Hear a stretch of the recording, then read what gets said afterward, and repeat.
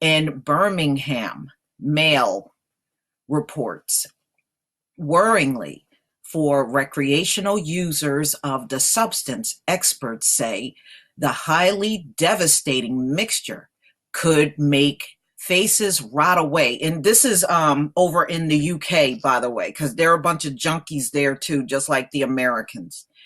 And look at what's happening to them. This is a cocaine user. Woo, man, y'all need to leave drugs alone. A chemical called levamisole, which is used to deworm farm animals, is said to being mixed with cocaine by drug dealers to create a dangerous cocktail that can have a devastating health risk. Around 4 in 5 of the UK's cocaine market is said to use levamisole, which can cause skin lesions and discoloration and rotting of the skin when blood vessels rupture, particularly in the ear, nose, and fingers. And doctors claim the drug, which is used on pigs, cows, and horses, leave people feeling they have HIV. Why would you use something in drugs that's intended for pigs, cows, and horses? Okay, people are bugging. A study in the British Medical Journal said doctors were trying to treat a woman with mysterious open lesions and severe abdominal and joint pain, but were stumped as to the cause of her symptoms. After running chemical tests on her hair, a team realized that the condition was caused by levamisole tainted cocaine she had taken. Levamisole poisoning can cause skin lesions and discoloration and rotting of the skin when blood vessels rupture, particularly in extremities such as the ears, nose, and fingers. Damn, I mean,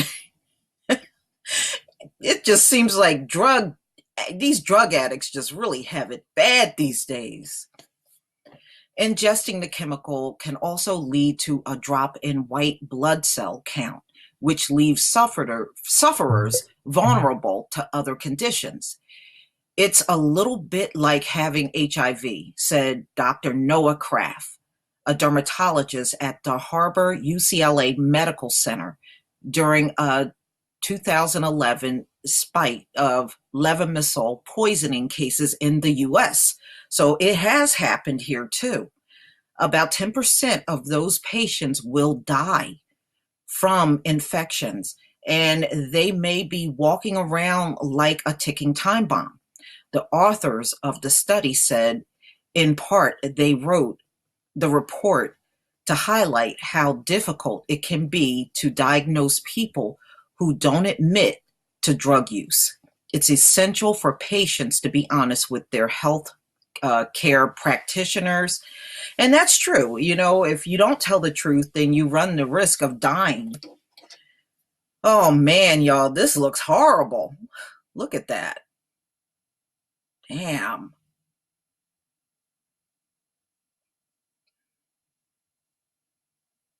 And look at their face. Ooh, that is creepy as hell that a drug can do that to you. Please leave your comment and subscribe. And if you can donate to my channel, please do. Peace, family. Okay, we're back to Ohio again. Ohio just can't seem to stay out of the news as far as this drug plague is concerned. Here's a story of a drug overdose of a sheriff's wife, and also how the morgues just stay full in the state of Ohio. Here, heroin spares no one, not even the sheriff's wife. I'm going to go ahead and play the video. It is ravaging every single segment of our society. This is a chemical, almost warfare on us that people don't know how to control. The high school cheerleader, addicted at 15. The 20-year-old baseball player dead. These fathers, now inmates because of their addiction. And even the sheriff's former wife, addicted. This is the real picture of America's opioid crisis, where drugs don't discriminate. It's infesting neighborhoods across the heartland and from coast to coast. These are kids. They're your next door neighbor, my next door neighbor, my kids' friends, our children. I tell my kids when they come to my treatment court, you have three options in my court. You graduate from treatment court, you're going to prison, or you're going to be dead. Death, jail, or recovery. The only options for the millions of Americans now addicted to opioids, from prescription pain pills like oxycodone to street drugs like heroin and fentanyl. The intersection of I-70 and I-75 means Ohio has become a distribution hub for drugs and a crossroads for this crisis. The Ohio Department of Health says more than 3,400 people across the state died from an opioid overdose just last year. Here, the morgue freezers are overflowing with the bodies of those who lost their battle.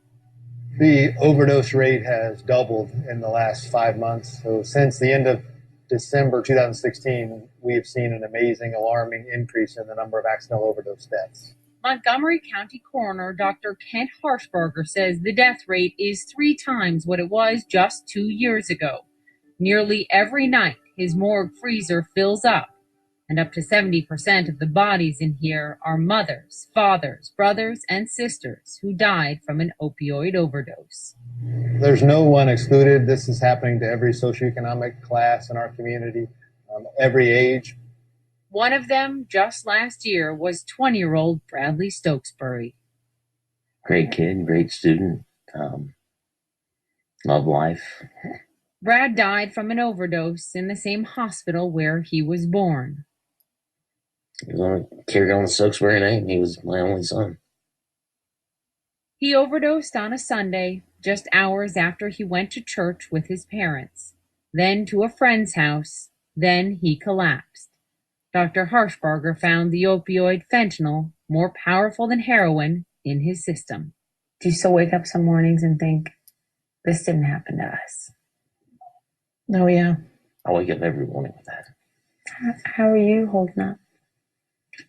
It makes me feel good to help others talk about it. Because usually, I'm okay with it.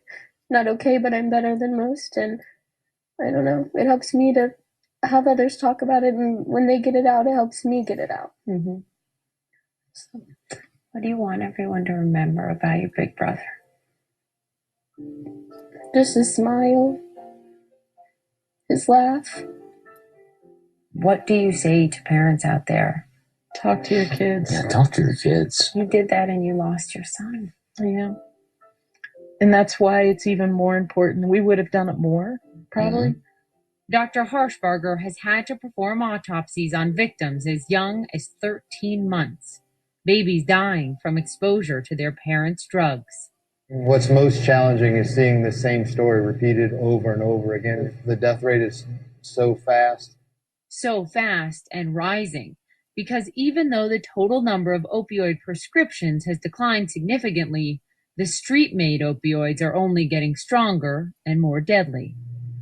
There's much more powerful products on the street, so it's the fentanyl and the fentanyl analogs. Carfentanil is designed as a large animal tranquilizer, so you can deliver a very powerful product in a very small amount, so a dart into a large animal like an elephant, and can paralyze them. And so that small amount in a human is lethal. We are experiencing a number of deaths that are simply unparalleled with anything that we've known in our history. It is ravaging every single segment of our society. If we don't do something, then we lose our great thinkers. We lose those people who are going to contribute to our economy over time. We lose our professors, all of our great educators. This runs across all socioeconomic lines, and we lose our future. We lose our future. We lose our future. We can't take that position. Judge Anthony Capizzi is trying to save that future. He runs the Montgomery County Juvenile Court, but lately he sees his job as much more than that. I have jurisdiction over children to their age 21. The challenge for me right now is to keep them alive that long. I run the treatment court here. And I have my treatment court on Thursdays. And there are days I don't sleep because I worry that by Monday they'll be dead. I have on my bench pictures of all these young people that passed away in this courtroom who sat here in front of me and now they're dead. Rachel's one of the youngest girls I had because she was using heroin 2 or 3 years ago when it was really rare for a child to use it. When my counselor said, like, I want you to picture your mom coming to the morgue to identify your body, like that just, it broke me. Like, I can't picture putting my mom through so much. Rachel was a high school cheerleader. She graduated with a 4.0, but under it all was a heroin addiction since the age of 15. How does a 15-year-old cheerleader from Ohio start doing heroin? Like, it started my freshman year and I was doing good. I was cheerleading. Well, I ended up like not going to school as much and I ended up getting kicked off the cheerleading team. So your heroin addiction landed you in jail and rehab. Did you think you could end up in the morgue? I did. I overdosed twice, like officially, like when I was 15, before I had stopped. You overdosed twice at 15 years old. For people watching across America who think this can't happen to my kids, and this can't happen in my neighborhood, and this can't happen in my family, what do you say to them? It can. It did. I never thought that I would be on drugs ever. I never, like, I thought I was happy, had it all, and then all of a sudden it was taken from me. So what's this? This is one of our basketball cheerleading pictures. That's you in the front row. Yeah. Just 2 months ago, Rachel relapsed. Only once, she says, succumbing to her addiction. I tell myself, like, the average person, like, relapse, it's a part of recovery. I had to keep moving and get up. Who are these inmates that are in here for opiates? It's just a cross section of our community. You know, you have 20-year-olds. Claremont County Sheriff Robert Leahy knows the havoc heroin can inflict all too well. His then wife became addicted. First, it was prescription painkillers as she recovered from a severe fall, but that ballooned into a heroin addiction while they had a 3-year-old son at home. Now, after treatment, she's been sober for 3 years. While she was in treatment, she had caught on to another group of people who brought her up to the next level, which was heroin. It will take your family and turn it upside down. It did that to you? Absolutely. It broke your family apart. Yes. Claremont County has seen opioid overdoses increase 2,000% in just the last decade. He runs this jail, but knows jail alone doesn't heal addiction. It takes more. That's why they've started the CAST program here. Have some compassion, and my job is to enforce the law, but you can also do that with some compassion. You just can't throw everybody's ass in jail. It's like a rehabilitation therapy in a jail setting. Rehab in jail. Rehab in jail. Is it working? Yeah, I think the numbers right now are showing us that it's promising. When I was 18 years old, someone talked me into using heroin. They said it's a lot stronger. They said you don't get sick from it like everyone tells you, which was obviously a lie. And I started doing it, and very quickly I was doing it every day. And you're clean now? Yeah, I actually feel great now. And what I think this program did for me is in the jail, you go to jail, you don't really learn anything. I think this program gave me the ability to take a mess and turn it into a message. A message of hope for his 4-year-old daughter. I just want to be a good role model for her. I want to stay clean. I'd like to go to college. I still have dreams and stuff. I'm still young. And I just want her to be able to look up to me and say, like, that's my dad, and be able to follow me, and it'd be a good thing. Brent is 36, a father of 3, and says he's been addicted to opioids half his life. When you were 18 and you took that first pill, what were your dreams then? What did you want to be? I wanted to fight for my country. I wanted to join the Marines. I'm lucky that I had an opportunity to come here instead of committing more felonies. because that's probably where the drug would have taken me. You feel lucky to be in jail? Yeah. I mean, with the epidemic that's going on right now with heroin or fentanyl or whatever they're putting in the dope now, I could be dead. He was arrested for driving high while his 5-year-old son was in the back seat. There's no real excuse for what I did except for, that's the length you go, because you try to live your life, but when you're addicted to a drug like that, you have to use that drug to keep yourself going. For people watching across America that say, that's them, that's not me.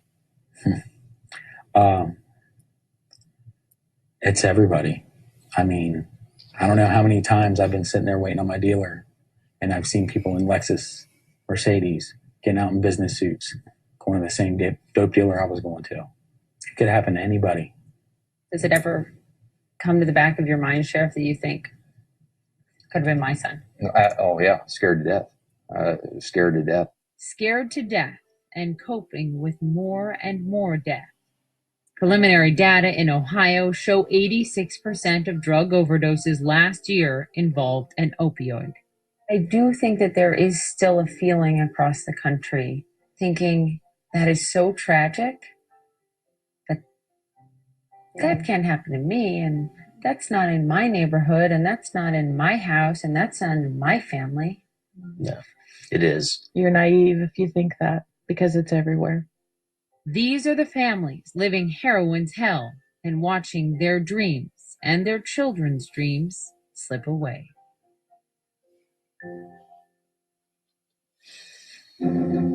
All right, y'all. There's a lot of documentaries coming out through Ohio. This got to be about the third or fourth one I've seen. And as you can see, they're nowhere near to the end of this plague that's hit the country. And you can see the sheriffs was talking about his wife and all of these other people. They said the morgues just stay full in Ohio constantly since this whole heroin epidemic started years ago. And now, in 2017, they said they cannot stop the morgues from stacking up with bodies. And, of course, there's a lot of frustration towards Donald Trump because he's literally not doing anything about this. And people feel like they voted for him. And this was one of the key reasons a lot of people in the Rust Belt voted for Donald Trump, because they thought he really was going to keep his word and help them through this epidemic. Because, there are towns that are literally sinking because there's so many junkies in one town. And this is why you keep hearing about a place like Middletown, Ohio, where it says there's virtually no one there that's not on drugs. So I'm going to leave the link to this story in my description box. You can look at it at your own leisure. I'm not going to read through it because the video pretty much says the same thing that the story says.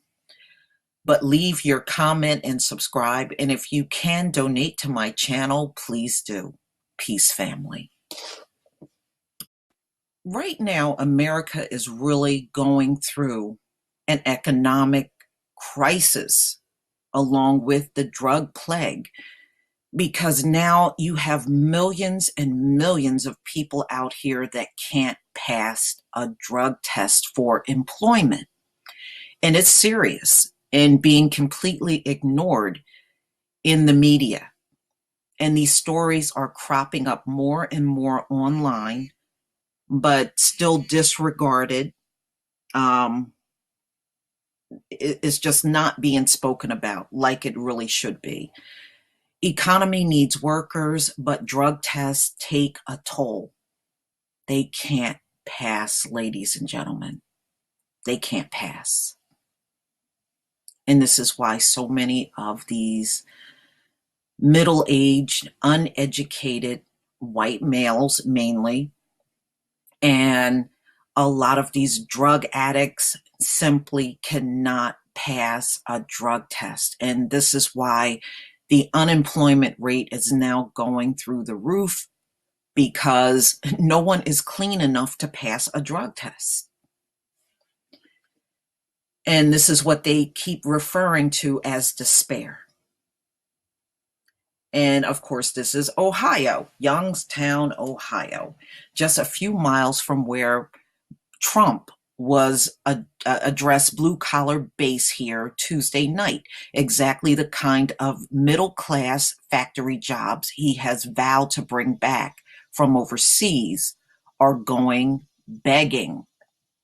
It's not the local workers lack the skills for these positions, many of which don't even require a high school diploma, but pay 15 to 25 an hour, offer full benefits.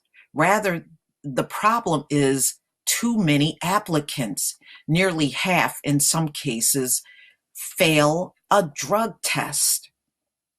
The fallout is not limited to workers or their immediate family. Each quarter, Columbiana Boiler, a local company, forgoes roughly $200,000 worth of orders for its galvanized containers and kettles because of manpower shortage, it says, with foreign rivals picking up the slack. Our main competitor in Germany can get things done more quickly because they have a better labor pool. So they're saying the labor pool in the US is tainted with a bunch of junkies, said Michael J. Sherwin, chief executive of a 123-year-old manufacturer. We are always looking for people and have standard ads at all times, but at least 25% fail drug tests. That's a lot of people. I mean, if it was in single digits, it probably wouldn't be a big deal, but it's in double digits, 25%. That's pretty significant for a lot of people to be failing. The economic impact of drug use on the workforce is being felt across the country, and perhaps nowhere more than its region, which is struggling to overcome decades of deindustrialization. Indeed, the opioid plague and to some extent wider marijuana use are hitting businesses and the economy in ways that are being to be acknowledged by policymakers and other experts. There's really not much you can do unless you're going to relax your drug rules, which I can't see them doing. You don't want a bunch of junkies all high on the job and things just don't get done. So I understand where they're coming from when they grab up the foreigners. There are just too many people out here that are so messed up on drugs, they can't work because of their drug addiction. And this is a big problem all across America. I even saw in one of the local papers here in New Jersey how a lot of temporary agencies that try to hire people, they're running into the same issue. They have, if they require a drug test, people can't pass the drug test anymore. This is a nationwide problem that has hit America along with this drug plague. So it has the domino effect. And not only is it taking toll in the job sector, it's also taking toll on crimes. The crimes across America related to the addiction is going through the roof. You have so many economic crimes going on right now. And some of the crimes are physical. A lot of these junkies, when they are robbing pharmacies and banks, they are armed. So, they are committing just straight up felonies. So no matter how much they keep saying it's a public health issue and keep trying to shield these junkies, they are ultimately going to go to jail, especially if you look at everything that's stacked against them right now. They can't find work, they can't pass a drug test, and they are going to run out of money trying to keep up a drug habit. So if they run out of money, then the crime is going to happen. It's unavoidable. But please tell me what you think. I'm going to leave the description to this article in the description box. You'll see it in there. And again, this is from the New York Times, and this article came out July 24th, 2017. Please leave your comments and subscribe. And if you can donate to my channel, please do. Peace, family. All right, this is a story that just came out on the Washington Post. Maryland fentanyl deaths surge again in first quarter of 2017. Why am I not surprised? The number of Maryland deaths related to fentanyl, a powerful synthetic opioid, surged in the first quarter of 2017, more than doubling from the first quarter of 2016 and making up the majority of drug-related overdose deaths in the state. Maryland's Department of Health and Mental Hygiene reported Friday that fentanyl overdose fatalities jumped to 372 from January through March, up from 157 during the same time period in 2016. Fentanyl and related additive, carfentanil, which are increasingly common nationwide. So we know it's stronger than heroin. They make that point in every single article. Many drug users are unknowingly consuming the synthetic opioids, which are mixed into other drugs to increase their potency. So this is really exploding, not only in Maryland, but all over. But, I guess they went through their statistics and noticed how so many more people are dying in Maryland from this fentanyl being mixed in with other drugs. Use of fentanyl, the powerful synthetic opioid that killed rock legend, skipping over that. There were 8 fentanyl-related deaths in Maryland in the first quarter of 2013, which means since then the number has jumped more than 40-fold. Wow. Woo! 40-fold? Oh man, that's a lot of deaths. And that's a short period of time, 2013 to now. The marked increase in use is a key factor in the growing number of opioid-related overdoses, which are also tied to the use of heroin and prescription painkillers in the state. Deaths from heroin increased, but not as dramatically as deaths from fentanyl. There were 266 heroin-related deaths in the first quarter of 2017, up 21% from 2016. The number of prescription opioid-related deaths was similar this quarter compared to last, 100 in 2017 compared with 99 in 2016. Opioid-related deaths in the state have increased every single year since 2012, with more pronounced upticks in 2016 and 2017. Okay, all right. Governor Larry Hogan, who lost a cousin to heroin overdose, has declared the state of emergency regarding opioid addiction. In June, Hogan issued a standing order that allowed the overdose reversal drug naloxone, known as by brand name Narcan, to be dispensed from licensed pharmacies without a prescription. Hogan also received a waiver, so beginning July 1st, residents could be reimbursed by the federal Medicaid program for certain residential substance abuse treatment programs.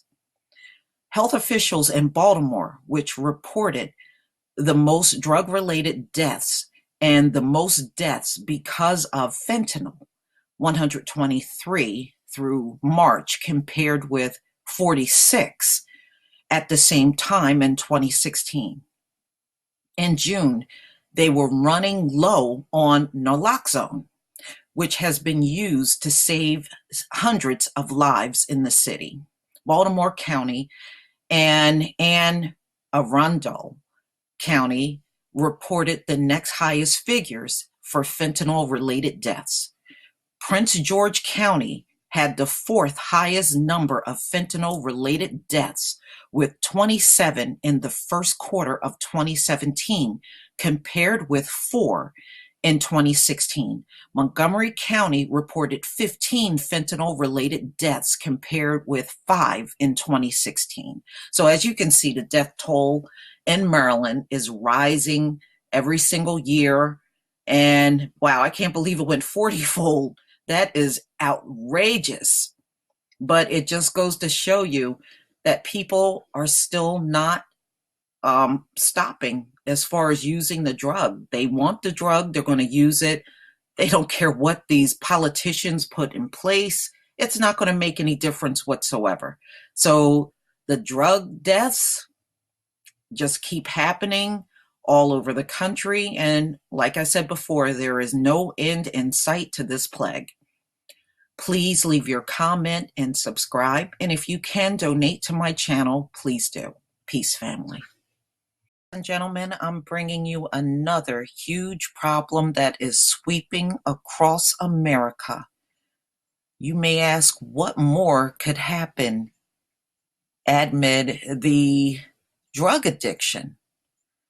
There's so many crimes going on because of the drug plague that has hit this country so hard that it's never been seen before in history. Now, what am I talking about? Prescription forgery. This is when these drug addicts try to falsify a script and take it into a pharmacy to get filled. And then, of course, they get caught. I'm going to show you multiple stories where this has happened in many different places across the country. Now, this first story is a high school administrator desperate for relief, arrested for prescription fraud. All right, so it's this guy right here. This is weartv.com. I'm going to leave the link to all of these articles in the description box so you can come out at your own leisure and look through these. This is Santa Rosa County Jail, right? So according to Santa Rosa County Jail log, 43-year-old Sean Patrick Tomey was released on bond Thursday, July 20th. Now, this man tried to, he has multiple charges on him, including prescription fraud and passing a forged prescription.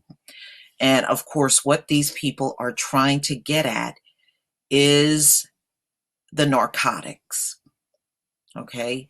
So the tech also told the police Tomey passed fraudulent prescriptions on July 11th for 120 tablets of tramadol, 50 milligrams, and another on July 5th for 90 tablets of Percocets, 10 milligrams. All right. So this took place, like one of his fraudulent prescriptions was at a CVS, and then he went over to Walmart and made an attempt to fill his fraudulent script over there. All right. So the CVS pharmacist noticed immediately that the script was fake, and they ended up tipping off the police about this guy. All right. But he's not alone, ladies and gentlemen. By no stretch of the imagination is this man alone. There's more. Here's an employee at a senior living center, all right, that forged a prescription. So even these healthcare workers are getting in on the action and trying to forge a script. Okay, this guy in the picture. His name is Casey Branscombe, 29, was arrested after officers responded to the Walgreens store on May Avenue. Were told Branscombe, an employee with Grace Living Centers, was trying to fill a forged prescription for 120 tablets of Percocets. All right. And this was in Oklahoma City. And again, of course, he got caught, but now you can see there are so many crimes beyond them sticking up a pharmacy or a bank, which we know are real big for these junkies, but many of them are also trying to forge a script for the narcotic. And this guy worked at a senior center. All right, and here's a couple, and this couple was arrested. And again, they are facing charges, multiple charges, but one of the charges is also falsifying a prescription. Okay, so they also, it says right here, this is Jimmy Leroy, and the woman is Tisha Renee Hester. Klolinger is the man's last name, has a prescription forgery conviction from a 2008 arrest, the jail docket shows. He had been arrested for a felony child support charge in Hancock County and was fined. So he's currently serving time on contempt charges, So, but you can also see, this man right here also tried to falsify a script. But both him and his woman are both felony, criminals. But he also tried to forge a script. Now we have this guy. Man sentenced for forging drug prescriptions. Charges against wife dropped. All right. So, boy, I tell you, these people really look ate up for their age. As part of a plea agreement, Nicholas Sherman, 29, pleaded guilty in May to 3 counts of obtaining or acquiring a controlled substance by deception, misrepresentation, fraud, or forgery. 3 other drug charges and 6 counts of burglary were dropped. All right, so he's another one that forged a prescription. So the fake prescriptions were discovered when a pharmacy in Oklahoma, it's another Oklahoma, contacted Madison Memorial Hospital doctor in January 2016 and asked about a prescription. The physician then contacted the Rexburg Police Department. Okay. So, this guy really got it easy. He got 150 hours of community service and had to pay $3,000 in fine. But what he did actually was a felony. Okay. So Sherman is on felony probation in Oklahoma after plead guilty to a charge of attempting to obtain a controlled substance or dangerous substance by fraud in Oklahoma City. As really need to be in jail. But we know the society that we live in will not punish their own, not harshly. Okay, here's a woman that made 4 attempts with a fraudulent prescriptions, 4 different times. So her name is Lititz. Woman tried 4 times to get oxycodone with forged prescriptions. Okay. I'm sorry. Her name is Carolyn A. Morgan, 39. Wow. Ooh, you people age badly. 39 reportedly made 4 attempts to obtain the medication between July 9th and 15th, using prescription with an undisclosed physician forged signature. She was charged with forgery and acquiring and obtaining possession of controlled substance by misrepresentation, according to court documents. Okay, and she was placed in Lancaster County Prison on a $50,000 bond. So this very old-looking 39-year-old woman did this. And to my knowledge, Lancaster County, I believe that's in Pennsylvania. All right. Now we have another one. And this one has a video. We'll play the video. Foley woman jailed on prescription drug forgery charges. All right. So let's go ahead and play this video since this particular article has one.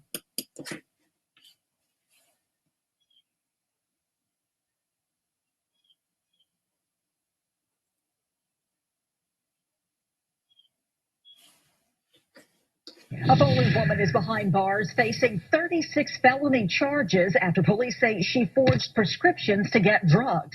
News 5's Debbie Williams is live at the Foley Police Department. And Debbie, police say it worked for a while. It did work for about 4 months, and then this weekend she went back to the same pharmacy for the 12th time. Surveillance images showed Janie Krebs doing what many people do every day, filling a prescription. But according to police, the prescription didn't come from a doctor. She was able to steal prescription pads and was able to write out forged prescription in a family member's names.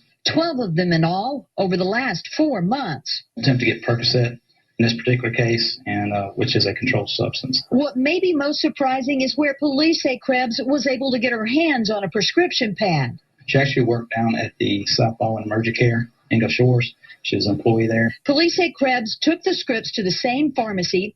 As suspicions grew, police were called. Pills were one of the most abused drugs around, and there's an epidemic of it right now.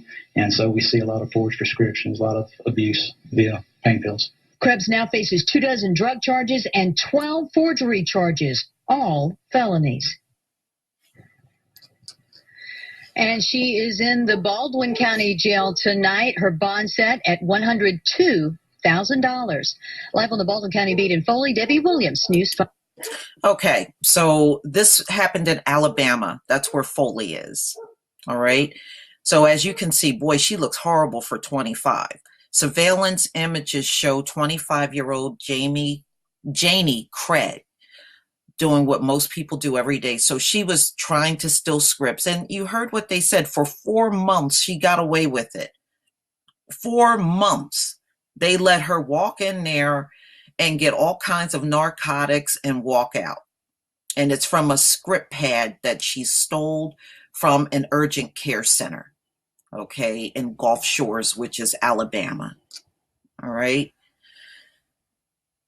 So you can see how serious this is across the country.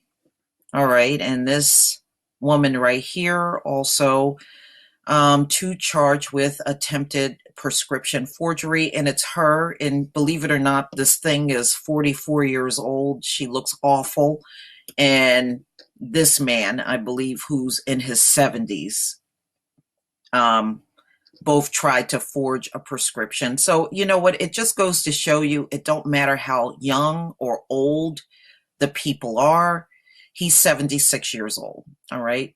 2 Aberdeen residents have been charged with attempting to obtain controlled substances by forgery.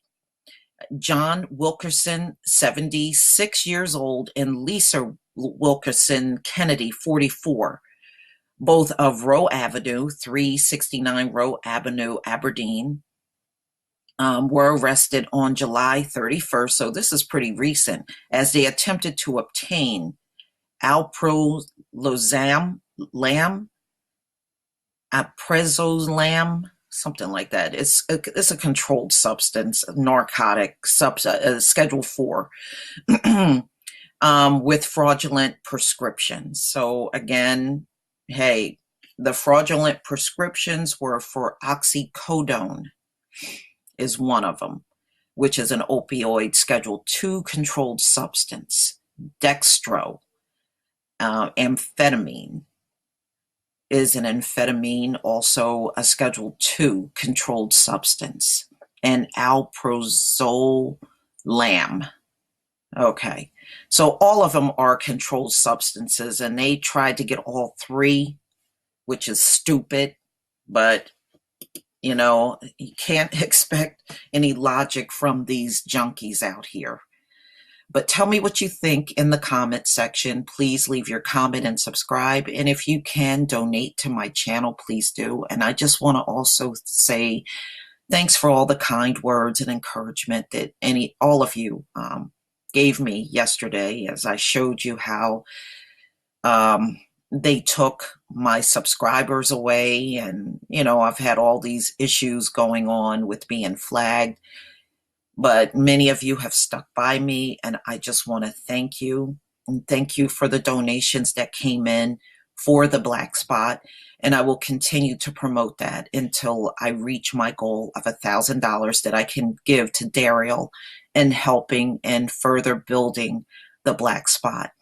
And if any of you have accounts over at the Black Spot, you can just look for my profile. In fact, I will put the link to my profile in the comment section, and you'll be able to click on it and go over to the Black Spot and go ahead and friend me, and then I will friend you back. Please leave your comment and subscribe, and if you can donate to my channel, please do. Peace, family. This is an article. Meth booms along with oil in West Texas. And this is the Santa Fe, New Mexican. And this is in regards to applying for jobs and all of the people continuing to fail drug tests, ladies and gentlemen. An oil rig at Sunset in Midland, Texas, in the first 6 months of the year, more than 1,000 people working or applying for jobs in the oil producing business failed urine-based drug test, double the pace of failures last year, according to Houston-based DISA Global Solutions, the largest provider of drug testing policies to U.S. oil producers. See, I told you, this is a major problem all across the U.S. that is not being spoken about at all in the media. And this is pretty significant if you got droves of people applying for jobs, and it's like a needle in a haystack to find somebody that is not coming up hot on a drug test. It's crazy. Eddie Lazoya never failed a drug test in the 3 years he hauled water in sand across the West Texas oil patch, even though he was using at least $200 a day in cocaine to keep his eyes open on brutally long days behind the wheel of a Kenworth 10600 semi-truck. Wow. $200. You would blow $200 a day? Oh my God. The Houston Chronicle reports Lazoya, like his fellow truckers, found ways to beat the test and keep driving, earning six-figure salaries. They consume cocktails of drugs to push themselves to the physical limits on trips between scattered drilling sites that could last 36 to 48 consecutive hours. They would drive their 35-ton vehicles in tight, single-file formations, blowing air horns when the sleepiest among them began drifting off the road. We always had cocaine, he said. And you know what? And I believe him. I believe him. because a lot of times they put a lot of these especially these long distance truck drivers that are hauling across the country, they put them on deadlines. All right. And in many cases they can only beat those deadlines if they get a minimal amount of sleep, which is very dangerous to put people like that on the road, but that's how these companies operate. Okay, so he's a recovering addict at 23 and is among the thousands of oil field workers who have succumbed to the mix of money, boredom, and drugs that often accompanies an energy boom. Drillers of all sizes have poured billions of dollars into the prolific Permian Basin this year, rebuilding operations after a 2-year oil bust that devastated the region. But for all the economic benefits of the industry's high-paying jobs, the oil rush again is bankrolling an expanding market for illegal drugs. Law enforcement officials say drug trafficking and drug abuse and drug-related crimes have spiked in recent years, evidence that energy boom and bust cycles have had enormous social consequences in West Texas. Inside a small Nazarene church in Midland, converted a decade ago into a drug and alcohol addiction treatment center, the number of people seeking help is on track to more than double from last year. Some 1,200 people have come through the doors of the Palmer Drug Abuse Program in the first 6 months of the year. 1 in 5 of them under 18. We're losing a generation of children to drugs and alcohol, says Michelle Savage, a longtime director of the program. LaZoya knows drugs of all kinds are easy to find here. After an injury left him unable to drive commercial trucks, he found another lucrative trucking route, this time transporting narcotic pain medications and other drugs from his home state of California to West Texas. Oh my goodness.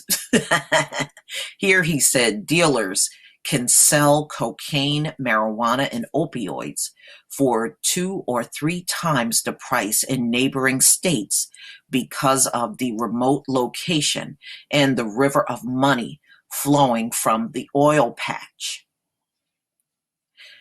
There's a lot of profit to be made out here because it's such a high demand, he said. People want it here, and they'll pay for it.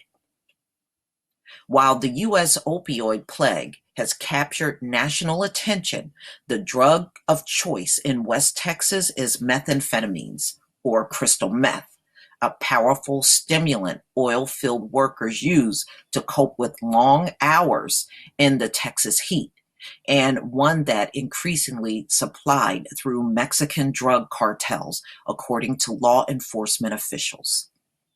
An analysis of data from the Texas Department of Public Safety and the Houston Oilfield Services company Baker Hughes found a strong correlation between the rise of drilling activity and the number of crystal meth seizures at the area surrounding the Permian Basin between 2009 and 2016, as the oil companies dispatch more rigs into West Texas. The number of meth seizures rose sharply. So we know meth is booming all over the country now. It's right on the heels of the opioid epidemic. It's also an epidemic, and don't be surprised if a third epidemic of drugs pop up, because it is really bad in the U.S. The U.S. is literally the drug capital of the entire earth. There is no one right now on the planet doing more drugs than the U.S., and that is really sad. The US beats every country out by a lot. And I did this video when that article came out, probably like a month ago. And that's really sad. It now you can see the domino effect that it's having out here in the country.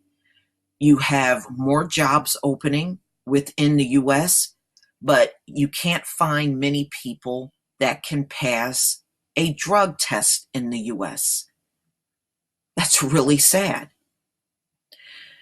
The Houston firm recruits workers from around the US, but for local companies without a nationwide search, the problem is far worse. Dynamic Oil Field Services, an oil equipment company based in Corpus Christi, has seen roughly half of its job applicants from West Texas fail drug tests this year, and most of its employees in the region are hired from other areas. Wow. I mean, this is really sad. But you can see the effects of the drug is like, it's a domino effect. It affects so many things. You got to think about it. Now you got people that can't pass drug tests. You got all these people high on the road that are killing people in high numbers. Traffic accidents due to drug addiction is also through the roof in America. You got bank robberies on the rise. You got pharmacy robberies on the rise. People houses are being broken into because of these junkies. But see, they still insist on calling this a public health issue. And as long as they keep doing that, it's going to impact other industries as it is. So you're going to have to make a decision on not being so picky about who you want to hire. Or, a lot of companies have just straight up gave up on Americans altogether, and they're just bringing in foreign workers. And you see Trump is he's one of them that's doing it. For his resorts down in Florida, he doesn't even want American workers. He's getting foreigners and bring in to work at his 2 resorts down there in Florida. I'm going to leave the link to this article in the description box, and you can come out and read it for yourself. But ladies and gentlemen, as I stated before, I'll state it again and again, this drug addiction ain't going nowhere. And with now it's up to 142 a day dying around the US, it's only going to get worse. Please leave your comment and subscribe. And if you can donate to my channel, please do. Peace, family. Okay, this is an article that just came out on July 31st, 2017, and I will leave the link to this article that just came out. White House panel recommends declaring national emergency on opioids. Trump's Commission on Opioid Crisis asked Monday to declare a national emergency to deal with the plague. The members of the bipartisan panel called their request first and most urgent recommendation. Trump created the commission in March, appointing Governor Chris Christie of New Jersey to lead it. The panel has led its first public meeting last month and was supposed to issue an interim report shortly afterwards, but delayed doing so until now. A final report is due in October. With approximately 142, listen to this, ladies and gentlemen, with approximately 142 Americans dying every day, America is enduring a death toll equal to 9/11 every 3 weeks, the commission members wrote, referring to the 9/11 terrorist attacks. So it's no longer 91 a day. It's 142 people per day. And these devils got the nerve to keep coming and trying to taunt black people on YouTube channels.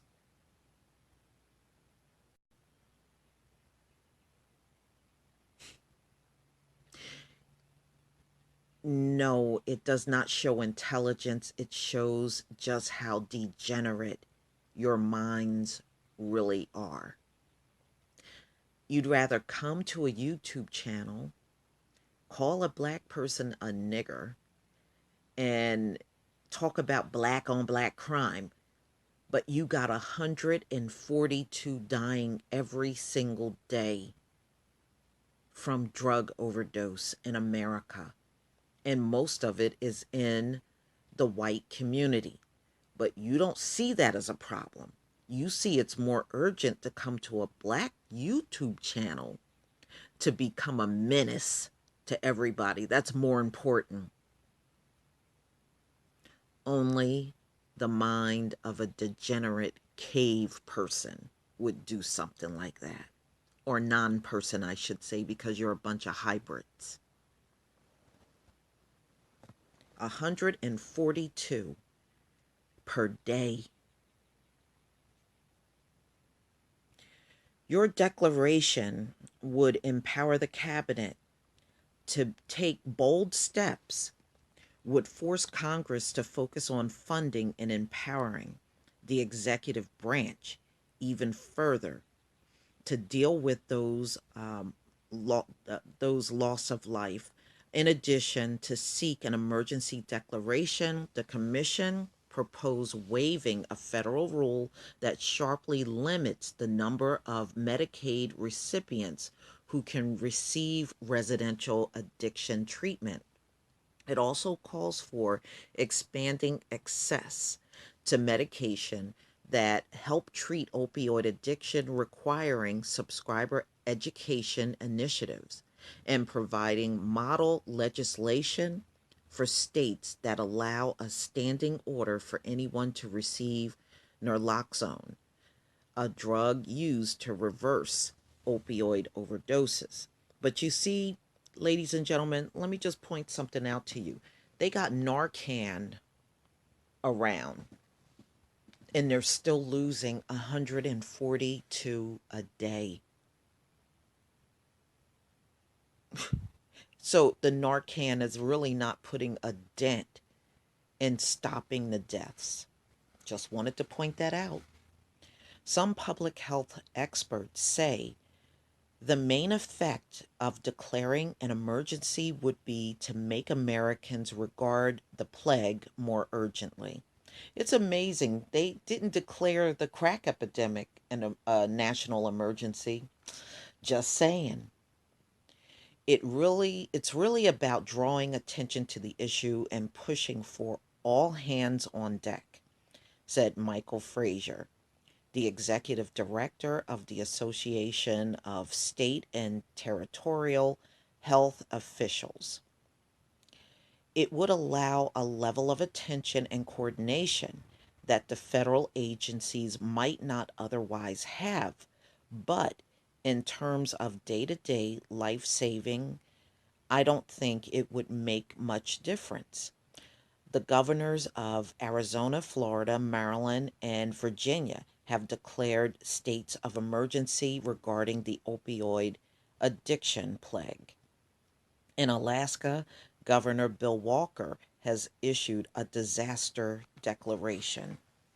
In addition to Mr. Christie, the members of the commission are Governor Charlie Baker of Massachusetts, Governor Roy Cooper of North Carolina, Patrick Kennedy, a former congressman from Rhode Island, Bertha Madras, a Harvard Medical School professor who specializes in addiction biology, Tom Frieden, director of the Center for Disease Control and Prevention during the Obama administration, declaring a public health emergency under the Stafford Act as the commission recommended, was usually reserved for natural disasters like hurricanes. This is not a natural disaster. You better believe it's not. Drug addiction, that's probably one of the most unnatural things you can do to your body.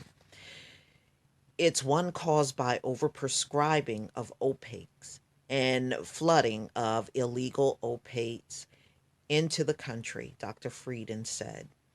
The critical measures for reversing the opioid plague are improving prescribing and increasing interdiction of illicit opioids. Well, good luck with that, Dr. Frieden. You may control the doctors, but I can tell you the street drug you will not be able to control. Gary Menel, the founder and chief executive of Shatterproof, an anti addiction advocacy group, said an emergency declaration would be a significant step towards acknowledging the severity of the crisis we face and the urgent need for action, including national emergency funding and suspending regulatory hurdles that limit our ability to save lives. Mr. Cooper said in a statement that he considered the report incomplete when it comes to making sure all Americans have access to affordable health care, which includes mental health and substance abuse treatment. He added, I urge the Commission to make a stronger stand on the accessibility and affordability of health care. And there you go. 142 a day, ladies and gentlemen. This thing has, woo, man, 91 a day was a lot. But to be up to 142 a day, this is literally killing the Caucasoid race, ladies and gentlemen. There ain't no way between their suicide, which is 122 a day, and now this opioid plague, 142 a day. This looks like a very, very losing battle for them. But tell me what you think in the comment section. Please leave your comment and subscribe. And if you can donate to my channel, please do. Peace, family. One thing about Trump supporters, even to this day, they believe everything he said he will do. And he has virtually done nothing that he promised. Not one thing. Now, he said he was going to end the opioid plague that was going on in the country. Not only is he not interested in this plague, he has defunded all programs that could help. He has cut all kinds of treatment through Medicaid that could have helped some of them. And he damn near fired several people that worked for the drug czar and made the drug czar's job very minimal. That doesn't sound like somebody that's trying to help. He's not going to help. And it's a shame that so many people are depending on this man who is so not interested in helping them.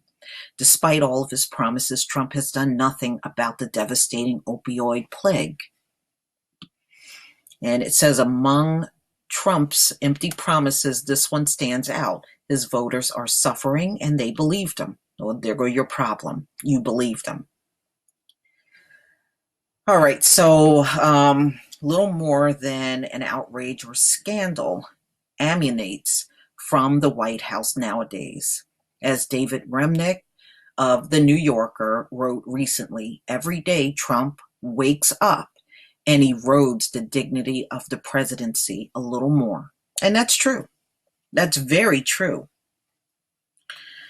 Now, I'm just going to skip down because it gets into all of the transgender stuff. The numbers emerging from the plague are grim.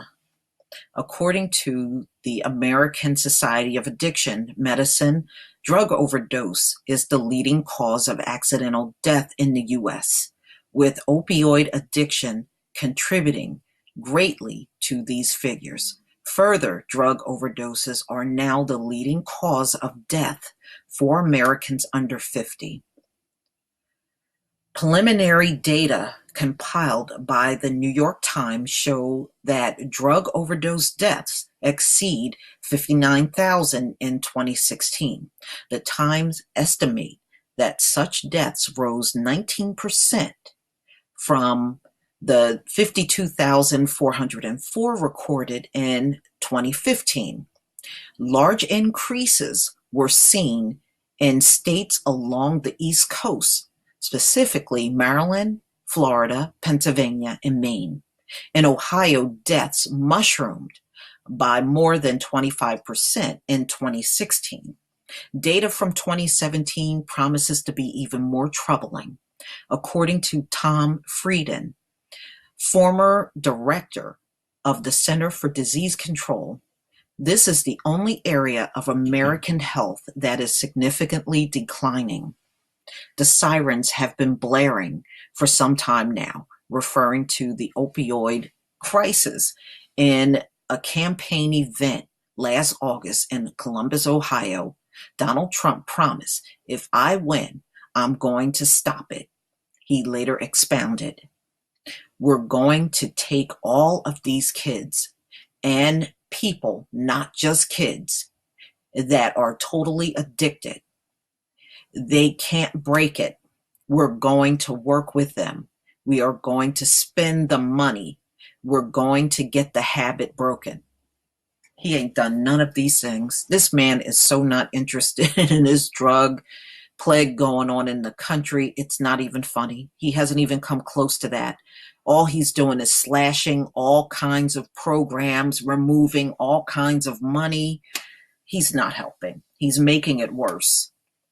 Voters in counties most buffeted by the opioid overdoses and deaths of despair responded to Trump's promises.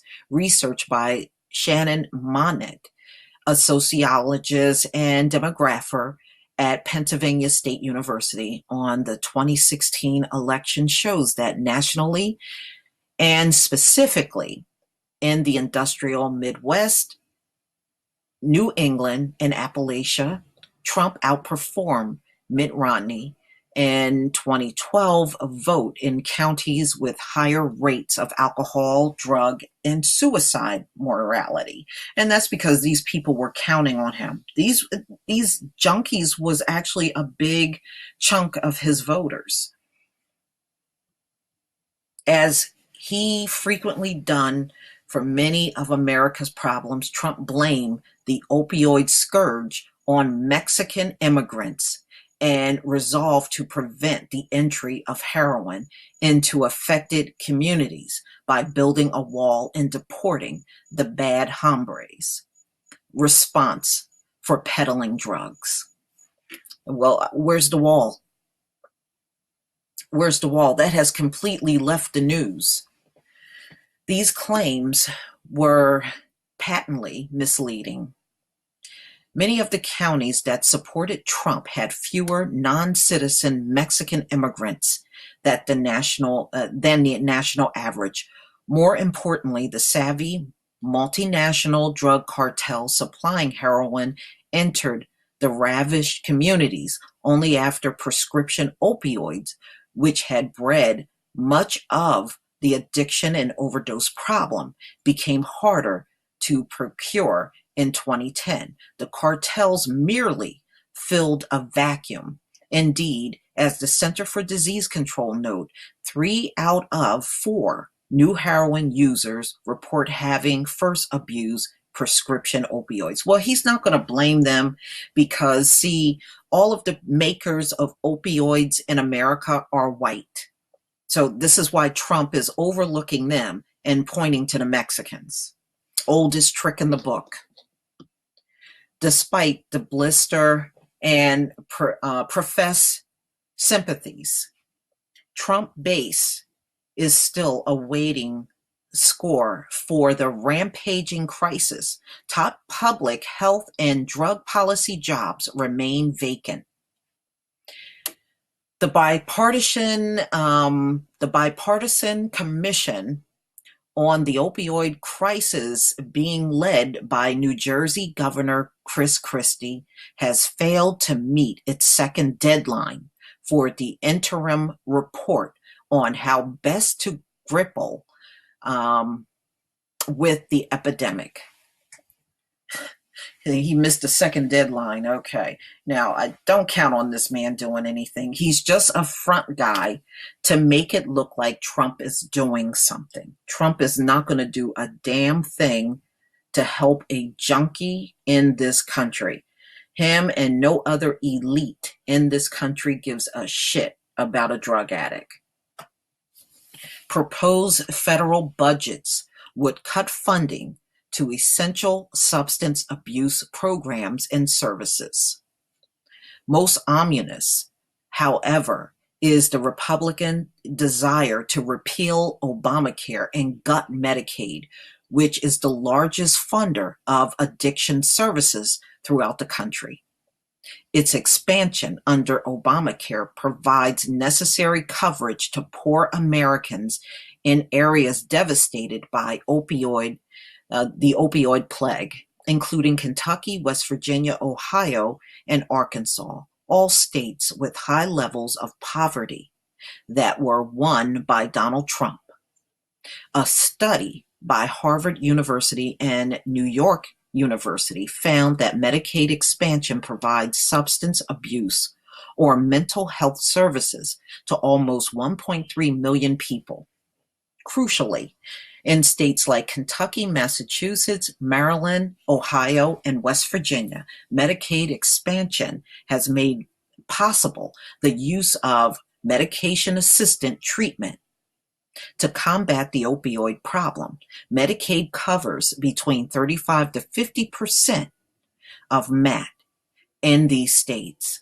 Further, under the ACA Essentials Health Benefit provisions, insurers are required to make substance abuse treatment available to enrollees.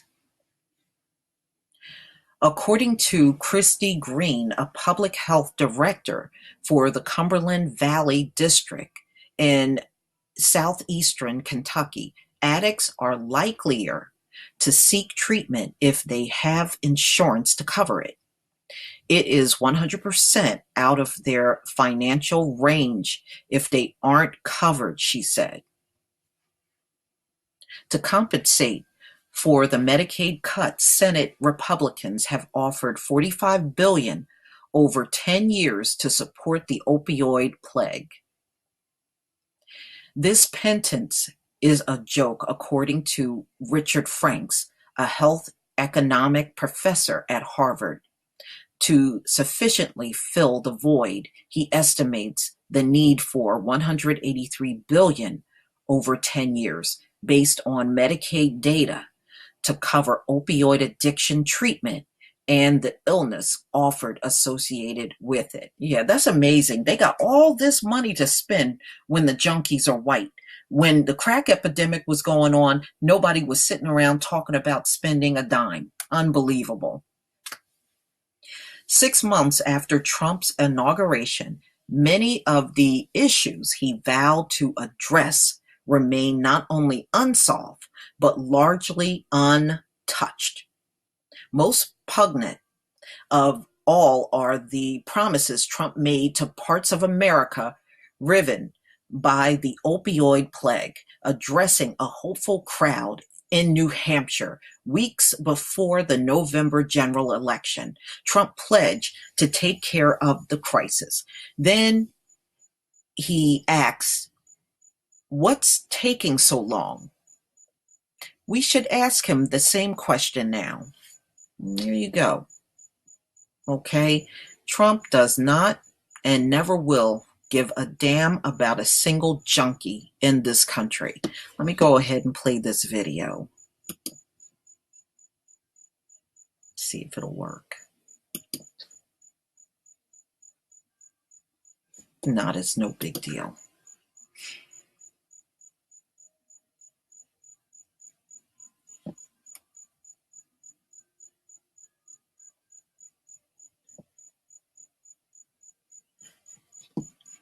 I've wanted to act since I came out of the womb, I think. I was a little girl who wanted to be on stage and perform. I didn't know that years later I was going to be dealing with acne, which could be pretty discouraging when you go into an audition room and you know the first thing they're looking at is what you look like. And I know what people saw me for was acne, and trying not to let that define me as who I was.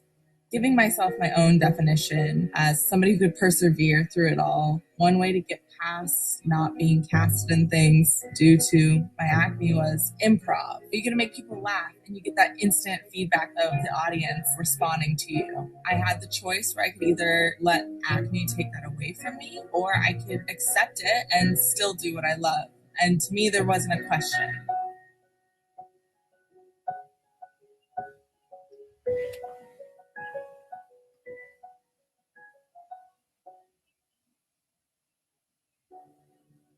The opioid epidemic kills about 90 people a day, and last year the Food and Drug Administration called on the help of an independent advisory panel to help reinforce its campaign against the epidemic. The resulting report from the National Academies of Sciences, Engineering, and Medicine was released on Thursday. It comes filled with a variety of recommendations for the FDA, including state syringe exchange programs and an increase in federal funding for neurobiology research. The expert panel also suggests that the FDA significantly expand the evidence required from pharmaceutical companies to prove that an opioid is effective and safe before and after it receives market approval. Okay. All right, ladies and gentlemen, please leave your comment and subscribe. And if you can donate to my channel, please do. Peace, family. I tell you, these people are losing their minds over these drugs out here.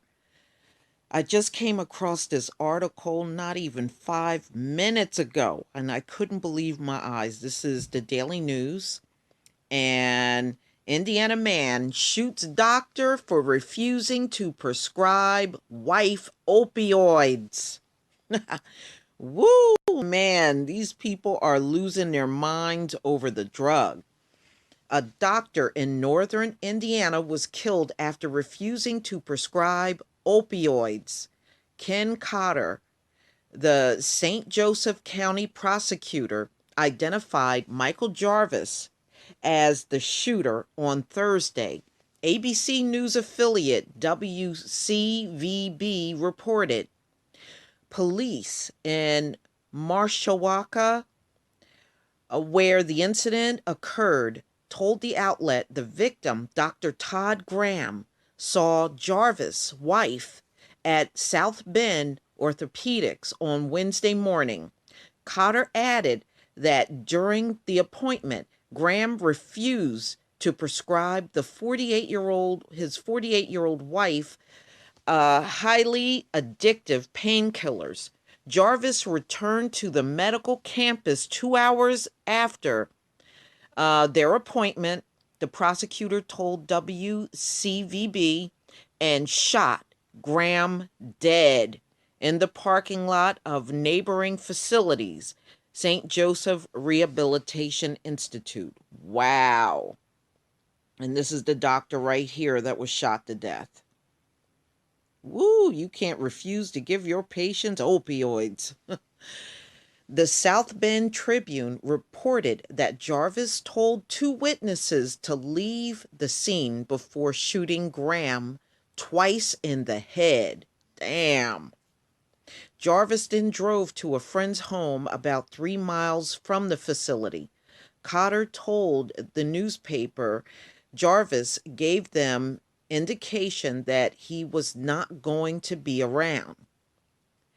The friend reportedly alerted local police who arrived at the home to find Jarvis dead. He suffered 2 self-inflicted gunshot wounds. Metro Homicide Commander Tom Corbett told the Tribune he fears the shooting could have been much worse had Jarvis gotten inside the medical facility. If Jarvis would have gotten inside that building, although there would have been a specific target, it's like trapping an animal in a corner. They're going to come out fighting. And I truly believe this could have escalated into a mass shooting, he said. Cotter told the news outlet Jarvis' wife, Petra, was unaware what her husband had done. All right, let's go ahead and listen to this video. We know our customers have busy lives. That's why we're working hard to improve our customer service. That means 2-hour appointment windows, including nights and weekends. And if we're ever late, we'll give you an automatic $20 credit. We're here when you need us, so you can go just a little bit farther. I'm Aaron from Comcast. Hi, guys. I make sure we fit into your life, not the other way around. Putting the pieces together. Good evening, I'm Terry McFadden. Tonight we're learning more about the events that led up to the death of Dr. Graham. Graham was a beloved orthopedic doctor who police say was shot by Michael Jarvis Wednesday afternoon after a confrontation. News Center 16's Jen Cardone joins us now. So Jen, there was more than one encounter between the two men. Yeah, Terry, but police wouldn't go into specifics about that with us tonight. They tell us that Jarvis's wife had an appointment with Dr. Graham around 10:45 yesterday morning. She had been battling chronic pain, and Jarvis was upset when Dr. Graham would not prescribe those opioids for her. But they did have a relationship. They obviously knew each other. Officials say Michael Jarvis went to the St. Joseph Medical Center Wednesday with the intention of killing Dr. Todd Graham, but it could have been much worse. Although there would have been a specific target, it's like trapping an animal in a corner. They're going to come out fighting, and I truly believe that this could have escalated into a mass shooting. The county prosecutor says Jarvis confronted Dr. Graham in the parking lot when he would not prescribe opioids for his wife's chronic pain. It was Dr. Graham's opinion that chronic pain did not require prescription drugs. Make no mistake, this was a person who made a choice to kill Dr. Graham. This is not a fallout from any opioid epidemic or any opioid problems. Officials say this is more than just a doctor or law enforcement issue. He did what we ask our doctors to do. Don't overprescribe opioids. And unfortunately, for whatever reason, Jarvis made that choice to take his life, leaving the entire community in mourning. His personality was electric. I could tell you the one thing that we all have joked about, that Todd Graham will be the best dressed man in heaven. Tragedy is such an understatement of what happened. Officials have also told us there were 2 witnesses of the event in the parking lot. Jarvis approached them and told them to leave before he shot Dr. Graham. Jen, did Jarvis's wife have any idea that this could happen? Tonight, officials are saying she had no idea. All right, Jen, thanks a lot. All right. That is jacked up, y'all. Doctor lost his life because someone wanted opioids and he would not prescribe it. I tell you, just when you think things could not possibly get worse, these people show you they have an even worse nature about themselves. Please leave your comments and subscribe. And if you can donate to my channel, please do. Peace, family. What? These drug death articles are plentiful, ladies and gentlemen. They really are. Number of fentanyl deaths in Massachusetts alarms state DEA. Mexican cartels are delivering vast quantities of inexpensive and powerful synthetic fentanyl to New England, causing the highest rate of fentanyl-related deaths in the nation, while creating a plague that the area's top drug enforcement officials describes is like no other epidemic. he's ever seen. It's a pipeline that has often begins in China, wins through the cartels of Mexico, and flows into distribution cities such as Lawrence and Springfield. According to Michael J. Ferguson, the special agent in charge of the New England Field Division of the U.S. Drug Enforcement Administration.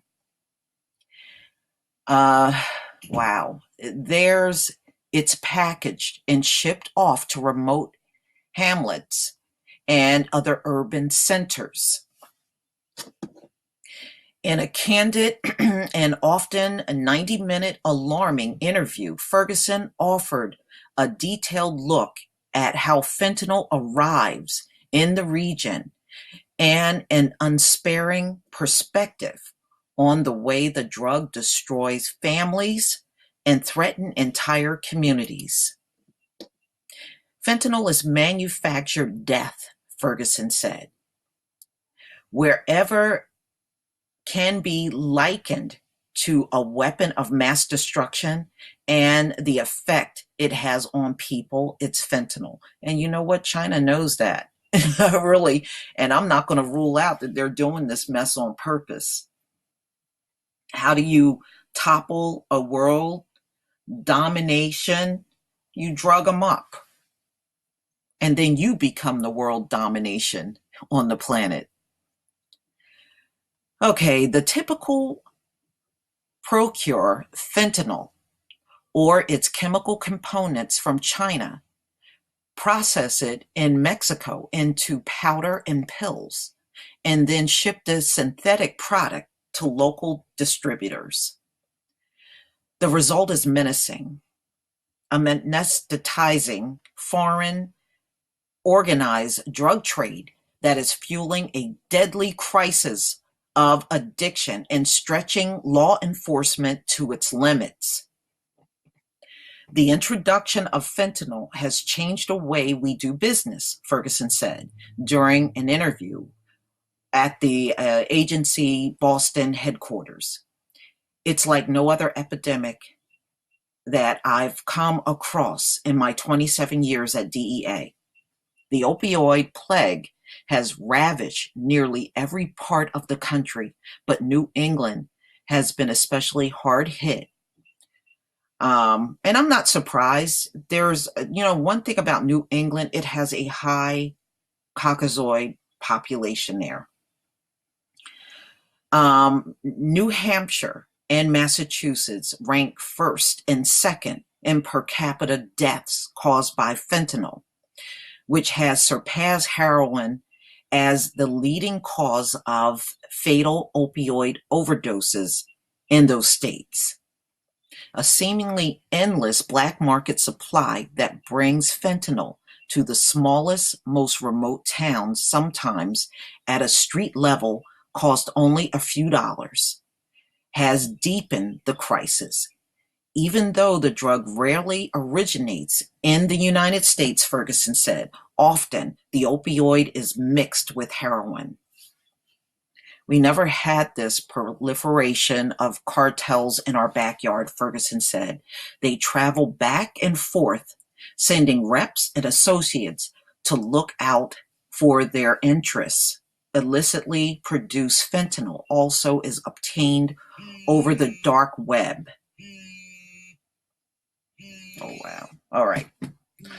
A shadowy internet market where the drug can be brought cheaply from China and other sources.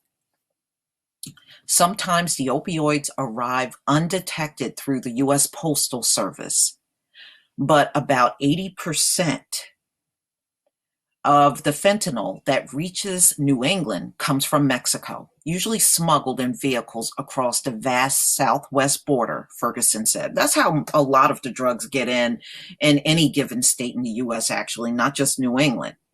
From there, fentanyl hidden in secret compartments, sometimes in 18-wheelers carrying fruit and vegetables, are often driven straight to a city such as Lawrence, where the confluence of interstates 495, 93, and 95 means fentanyl can be handed off quickly during a short detour from the highway. Although cartels provide the infrastructure to dominate the market, the distribution of fentanyl in Lawrence and other New England cities generally falls to local drug traffickers and middlemen who,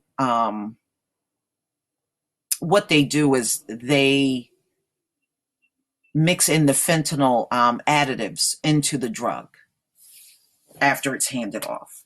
So they're not going to stop this. Like I said, it's too many people involved in keeping drugs flowing into America. And since America has been here, there's been drugs here. Even the founding forefathers were using drugs, ladies and gentlemen. So it's always been in this country. I don't care how many agents they get out here. One thing about these drug cartels, they are very crafty in how they get these drugs into the country. They don't have to come across that border at all. And that's what America is missing. A lot of these drugs are now being mailed into the country through China, and it can't be detected by dogs. So now you got a flow of drugs that cannot be detected by your drug sniffing dogs. And in many cases, if they sniff these drugs, they die. What are you going to do? Seriously. Seriously, what are you going to do? So he's generally admitting that they really can't control these drugs coming in and flowing into the country from China and Mexico. And also another one that some of you might not have heard is the Dominican Republic is also involved in a lot of the profiteering of drugs going on in the US. And not to mention Canada. There's a lot flowing in from the Canadian border as well. I know Trump will always talk about Mexico, but there's a lot of drugs flowing down from Canada as well. So now you got drugs coming in from all borders of this country. You're not going to stop this, ladies and gentlemen. It is just an illusion for them to believe they are going to stop this epidemic, because they won't. It is just too many people involved in ensuring that drugs make it to the US. And when it's like that, you're not going to stop this thing from happening. It's inevitable. The US is doomed. Now they got doctors writing less script, but you didn't stop the street drug, which means the epidemic is not going to end at all. Whatever they can't get from their doctors, they will get from the streets. It's a fact. Please leave your comments and subscribe. And if you can donate to my channel, ladies and gentlemen, please do. Peace, family. Since this epidemic has gone, I believe it's now fourfold, drug driving is gone through the roof. Now, this is about Michigan, but it is soaring all over the country. These drug addicts are all over the road, putting everybody at risk of accidents, injury, and death. And of course, they have no care in the world. As long as they can be high, that's all that matters. That's why I don't call all of the drug addictions out here accidental, like the press like to say. No, it's deliberate, ladies and gentlemen. Drug driving crashes surging across Michigan. All right, here's a video. Let me see if we can get the video to play.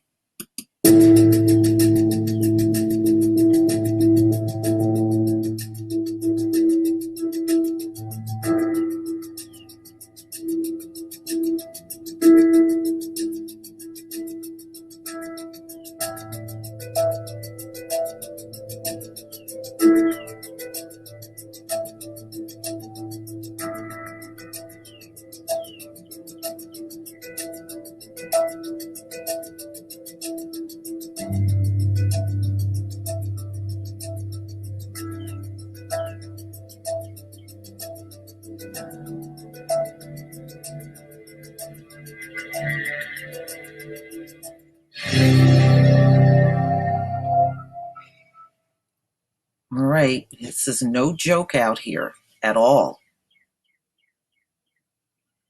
And people really got to get past this thing. I personally, all right, I personally believe it's selfish for people to do this. You know, they're only thinking about themselves and not all of the people on the road and just walking on the sidewalk that they could care less about. As drunken driving deaths decline, drug driving deaths are on the rise. The driver of a red pickup truck appeared to be drunk, according to witnesses who called 911, as he sped erratically through Kalamazoo County in June 2016. Before police could catch up to him, the driver plowed into a group of bicyclists on a rural road, killing 5 of them in a crash that would make international headlines. Investigators later learned the driver, Thomas Pickett Jr., wasn't drunk. Blood tests showed he was high on drugs, including methamphetamines, painkillers, and muscle relaxers. Prosecutors charged Pickett with 14 felonies, including second-degree murder and driving under the influence. His trial is scheduled for September. Michigan overdose deaths were up last year. Most involved opioids. Drug users now cause almost as many traffic deaths in Michigan as drunk drivers, a trend police blame on prescription drugs. The opioid epidemic, or plague, and the easy availability of marijuana, medical and otherwise. Last year, drug drivers caused 127 crashes that killed 141 people, according to Michigan State Police statistics. That's still less than 165 crashes caused by drunken drivers that killed 176 people. But the trends are heading in opposite directions. So now drunk driving is actually going down, drug driving is going up. Over the past decade, fatal drunken driving crashes across the state are down 36%, while those caused by people impaired by drugs have risen 263%. Wow. Woo! That is a hell of a jump. Wow. I arrested more drug drivers than drunk drivers, said Washtenaw County Sheriff's Department Brian Webb, who says he arrested about 10 impaired drivers each month. He is one of about 115 certified drug recognition experts in Michigan, officers with the highest level of training in identifying people impaired by drugs other than alcohol. Those are my neighbor's dogs. Unfortunately, they have 4. So, pardon the sound. Michigan is a zero tolerance state, meaning that you can be prosecuted for any amount of cocaine or Schedule I drug, such as marijuana, in your system, although the courts have said that does not automatically apply to those with a medical marijuana card. Providing impaired driving by someone who is taking valid prescription drugs is much more difficult. In Michigan, a driver who is taking legally prescribed drugs can be prosecuted for drug driving if police can show it impaired the person's driving ability. Social acceptability. Police said some high-profile cases like the May arrest of golf legend Tiger Woods, in Florida for driving under the influence of prescription drugs have raised awareness. But the dangers of drug driving have yet to sink into public consciousness, said Candace Leitner, the founder of Mothers Against Drunk Driving, MAD. Leitner now runs We Save Lives, a nonprofit that raises awareness about the dangers of drunken, drugged, and distracted driving. I guess those are like people text messaging and they're distracted by it and they get into an accident. Drunk driving is no longer socially acceptable, but drug driving is socially acceptable because people don't think it's a problem, Leitner said. I fault the pharmacists and the doctors. They do not do a good job in educating their patients about these drugs. Well, I got to kind of wonder about that because when the few times I was on narcotics, I was warned about not driving.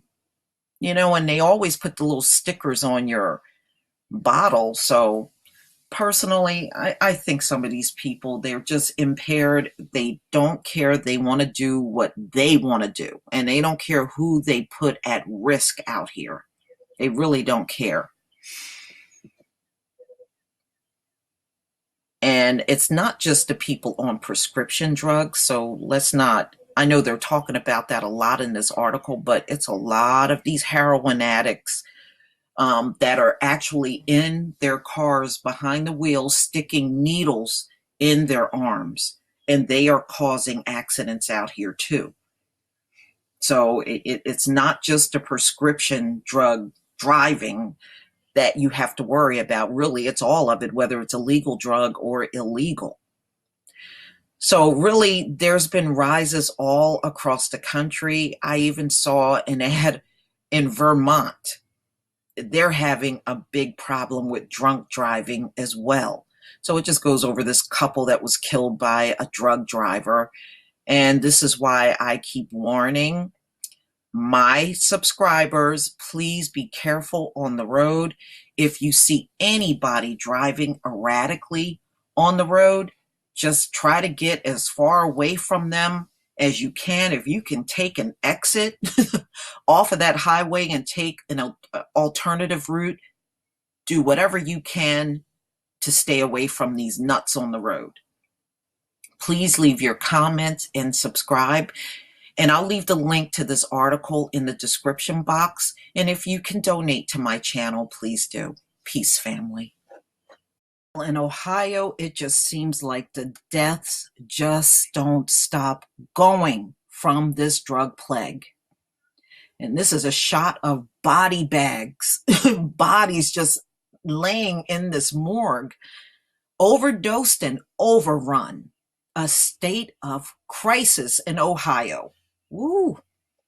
Yeah, things are pretty desperate in Ohio. Their bodies were found in parked cars, hotel rooms, homeless camps, bathrooms, and hundreds of homes across Southwest Ohio.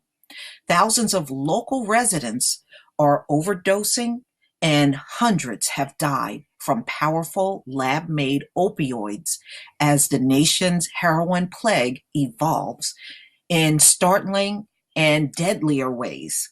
Just when we thought it couldn't get any worse, it has, said Newtown Police Chief Tom Simon, who also leads Hamilton County's Drug Coalition Law Enforcement Task Force.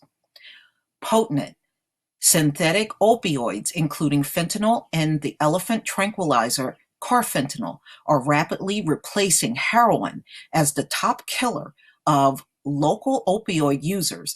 A WCPO analysis of hundreds of death records revealed. And this chart is actually showing you between July 2016 and June 2017 how many people actually died in their county. That's a lot of people, man. Woo!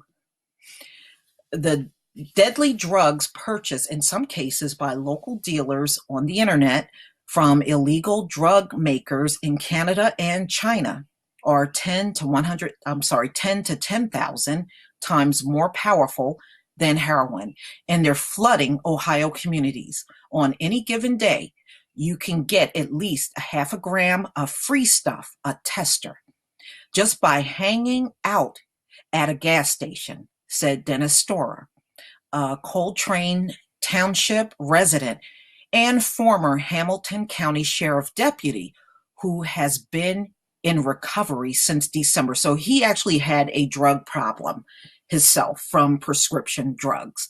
More than a decade ago, he became addicted to prescription painkillers after being injured on the job, he said. The swift shift in the illegal opioid supply is wreaking havoc in Ohio communities in countless others costly ways. Our entire state is in crisis. Ohio State Senator Rob Portman said during a June press conference in Cincinnati, Ohio's rate of overdose death is nearly double the national average. This plague knows no zip code. It affects all of us. All right, so things are dire in the state of Ohio, ladies and gentlemen, and this is the latest information on that state, which we know is really been getting slammed by this plague since it began. And it really is a dramatic shot looking at all these dead people that are actually in those body bags from drug overdose. Please leave your comment and subscribe. And if you can, ladies and gentlemen, please make a donation to my channel, Peace Family. This is an article that I just did in my blog on July 21st, and this is on the death of 10-year-old Alton Banks down there in Miami, Florida. This is such a sad story. And it goes back to something I said about the junkies out here putting everybody at risk. And this 10-year-old lost his life from coming in contact with fentanyl between the pool party and on his way home. But no one knows exactly how he came in contact with fentanyl. Again, when you're around crowds, you're putting yourself at risk now because there's always some junkie in the crowd with drugs, and it don't take much to kill you. Just a few grains of the drug can kill a person. So this is a serious tragedy right here. On June 23rd, Alton went to a local pool party down there in Florida. And when he returned home, his mom said he was vomiting. So later, family members found him completely unconscious. So they took him to the hospital and he was pronounced dead. So the investigators checked the mother's house. There was no drugs in the mom's house. So just, before some of you think the mother had the drugs, she did not. This mother does not have any history of being a drug addict at all. And she was said to be very distraught over the death of her son, which is the normal reaction of a mother that loves her child. The CDC says that accidental overdoses from fentanyl are not uncommon. And somewhere along the line, Alton touched this drug by maybe touching a surface or a towel that might have had residue on it, or he could have even picked up a cup if he was drinking a beverage at this pool party, and residue could have been on the cup. So, but nobody knows where this drug, how he came in contact with the drug, but it was definitely found in his system. So either the pool party or on his way back to his home in Overtown, The Miami-Dade Medical Examiner's Office is going to do more testing and a final report pending. Authorities don't generally disclose preliminary findings, but the Dade County State Attorney's Office agreed to comment publicly because of the unusual nature of the death and the need for tips in finding out how the boy might have come into contact with the drugs. So what they found was fentanyl and synthetic opioid. All right, which, a lot of people are buying on the streets. So it just goes into how many people are overdosing each year. All right, Chantel Banks, the mother of Alton, a 10-year-old Miami boy who may be among Florida's youngest opioid victim, posted this tribute to him on Facebook page. Miami detectives are investigating how he might have a potent painkiller that was found in his system, according to preliminary toxicology reports. And it's a shame. So tell me what you think. This is such a sad story. It is really sad. And, this kid gone for what? Gone for what? He should not be gone. He should be right here enjoying his life as a child. And his life got ripped away from some reckless person that had drugs, and he came in contact with it. Please leave your comment and subscribe. And if you can donate to my channel, please do. Peace, family. An article that just came out today on Newsweek, and it's going over exactly what I have spoken about before. One way to end the opioid plague: let them die. I really believe that's what it's going to come down to. I really do. How do you sustain a life of a people that, number one, keep overdosing? It's the same people overdosing over and over and over and over. They're not trying to be productive. They're a strain on society. They're causing a public danger. They are not really contributing anything to society, but they're draining the society. So what do you do? And I really, as I stated before, believe there's going to have to be some hard decisions made even over the next year, because so many states are going broke from dealing with these junkies. While more Americans are coming around to the idea that drug addiction should be treated as a public health issue rather than a crime, the recent rise in opioid overdoses threatens this shift in public opinion, especially in areas most ravished by this new plague. In Cincinnati, my hometown, this is the author talking, 174 overdoses took place in less than a week last year. Many counties in Ohio no longer have enough room to store all of the bodies of overdose victims, forcing the state to lend out mobile morgues that are normally reserved for large-scale disasters. The lieutenant governor of the state has opened up about her family's struggle with opioid addiction. The desperation to end this plague has not brought out the best in everyone. Recently, Middletown, Ohio, City Councilman Dan Pickard proposed that paramedics not respond to addicts upon a third overdose. Critics decried the proposal as unbelievably cruel.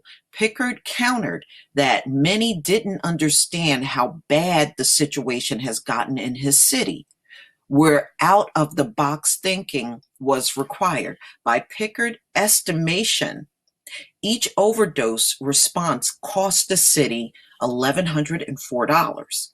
At this rate, he said, emergency services eventually won't be able to respond to other calls in this, and the city is going to run out of money. And this is going to happen around the country. It is. It's people got to keep adding money to the budget. Number one, for the Narcan. Number two, for the EMS. All of the emergency hospital visits, which have skyrocketed across the country. And you got all kinds of emergency responders. And there's a lot of places that are saying this is taking up all the time of the police and the fire department running to these overdose calls. They get so many in.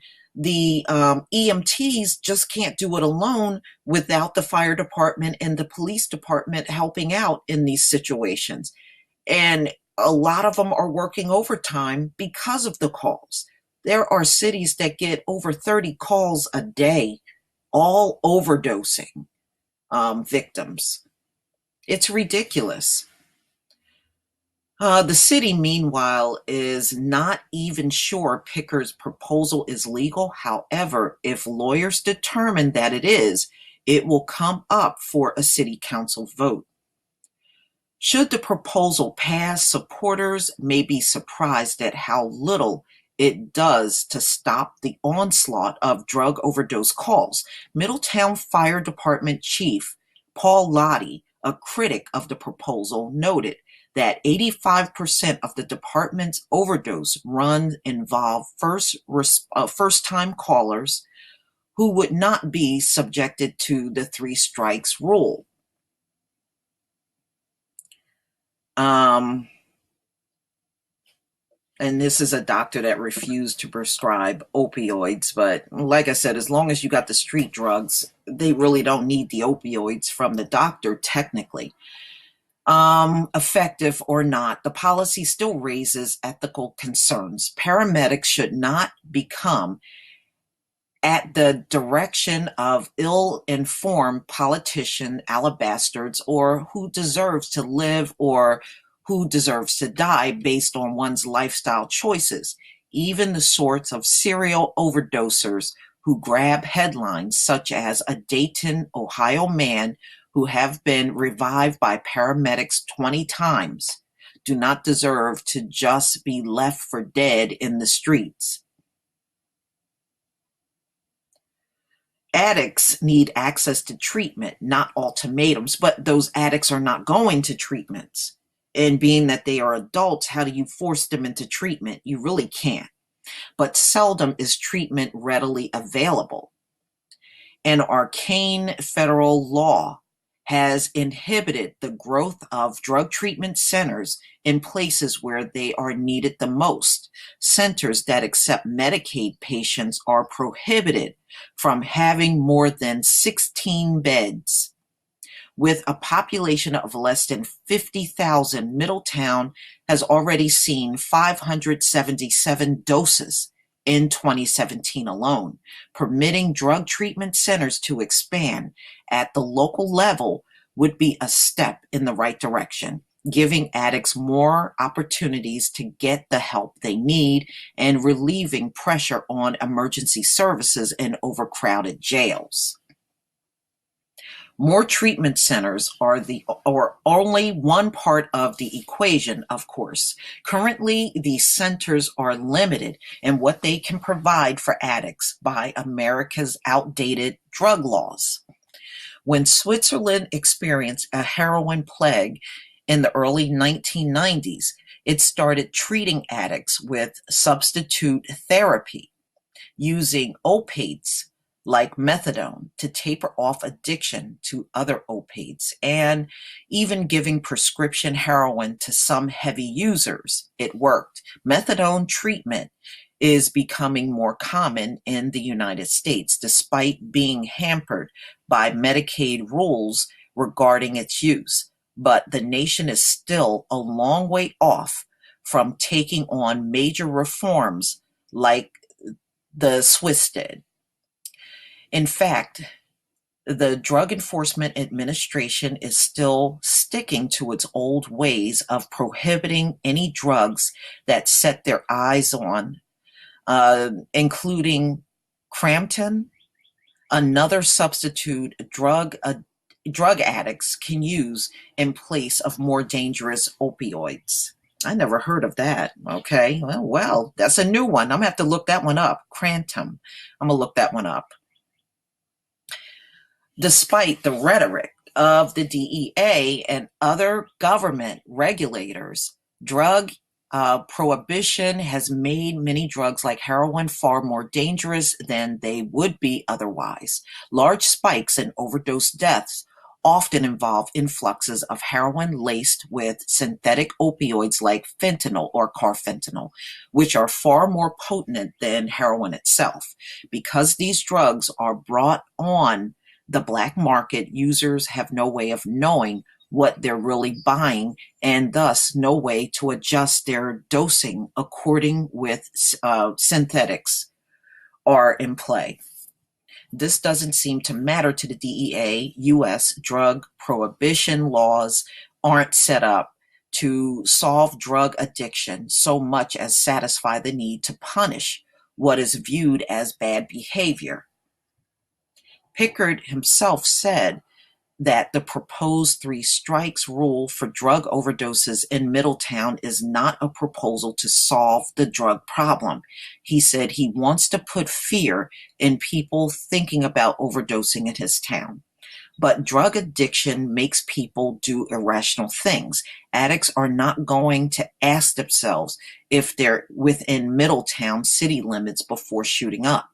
As long as politicians and government officials continue to view the opioid plague as a war to be fought against drug users rather than a battle to save them, many more lives will be lost.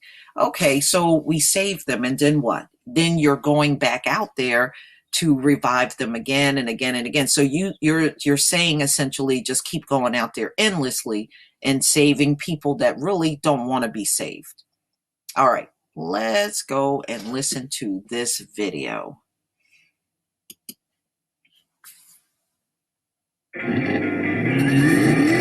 This summer, people are experiencing all the excitement Chevy has to offer. Go for thrilling drives and deals at the Chevy Summer Drive. Find new roads at your local Chevy dealer. We cannot just work to prevent future addicts. We're going to need to do more to help the millions that already exist, which means more investment in treatment programs, as well as increasing the availability of drugs like naloxone, commonly used in a nasal spray to rescue people from overdoses. Because, as this firehouse makes clear, it is a tool that they use with depressing frequency. So every single firefighter in the Revere Fire Department knows how to use this, has been trained on this. Yes. And has used it. Yes. From the chief down, we tend to have more overdoses than we do fires. So it's a piece of equipment that we can't go without now, just like we have the hose. It's true. Firefighters might be more likely to use a nasal spray than a hose, which is really going to fuck up those hot firefighter calendars. Because something about an overdose reversing nasal spray isn't quite as sexy. It's still sexy, but just not quite as sexy. It is still sexy though, just not quite, but still, and that's not the point. The point is, there is no one simple answer here. Not all opioid addicts will respond to the same treatment, and not all people in pain will find relief from alternative therapies. This is going to take a massive effort and a significant investment. It won't be cheap, it won't be quick, and it won't be easy. And it is hard not to be angry at the drug companies like Purdue, whose promise of cheap, quick, easy pain solutions help put us in this mess. Because while they may not be solely responsible, if you were to ask me if they bear significant blame for reckless, greedy behavior which contributed to this massive public health crisis, I might not say yes exactly, but I would definitely say, uh-huh. Yeah, but you know what? I understand what they're saying. I understand what they're saying, but I have been on opioids even after surgery. And I have to say, I didn't get hooked like that. So it really does depend on the individual. And if you really don't want to do that, if it's not just within you to do those type of drugs, you won't. Me, I'm the kind of person, I don't even like taking a damn aspirin. Okay. If you gave me a pill right now, I would be reluctant about taking it. I'm just not a big pill taker, never smoked, and I sure ain't putting no shit up my nose. So it's just not for me. So what part of it is the drug addict's responsibility? You're blaming the pharmaceutical. You're saying it should not be a crime. So in my opinion, all the excuses you're coming up with is to take any responsibility from the person that's on the drug. Where when the crack epidemic happened, you had no problem blaming the dealer, blaming the crack user, blaming anybody, whether they were directly involved or indirectly involved. And I remember the crack bust. You go in, cops would go into a house and anybody standing in that house was arrested. It didn't matter if you were not directly responsible for having the drug in the house. If you were there, you got arrested. Plain and simple. Where when it comes down to them, oh, let's just pat them on the head and say it's a public health issue. Well, at the rate that you're going, how are you going to ever make a difference in taking down the plague? You won't. You won't even do the right thing when it comes down to the addict. So, like I said before, there is no end in sight. And just the way they're handling things, that end ain't coming. Please leave your comment and subscribe. And if you can donate to my channel, please do. Peace, family. All right, y'all. This is an article that just came out on July 20th, 2017 and Science Daily. And I'm going to post a link to this article in the description box. This is a different professor. And he is saying that it is not deaths of despair killing white Americans. Okay, he does not believe in that deaths of despair. He's saying that it's more opioids and obesity among white people that's killing them. Now, I have to kind of agree with that. When I go out in public, no defense, I see an awful lot of fat white people more than anyone else. And to be honest with you, I don't even believe their 3 meals a day thing is correct.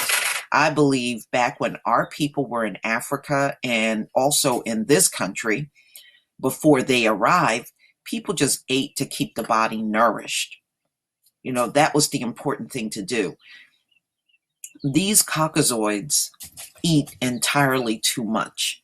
You know, I even live next to a Caucasian couple, and both of them are fat.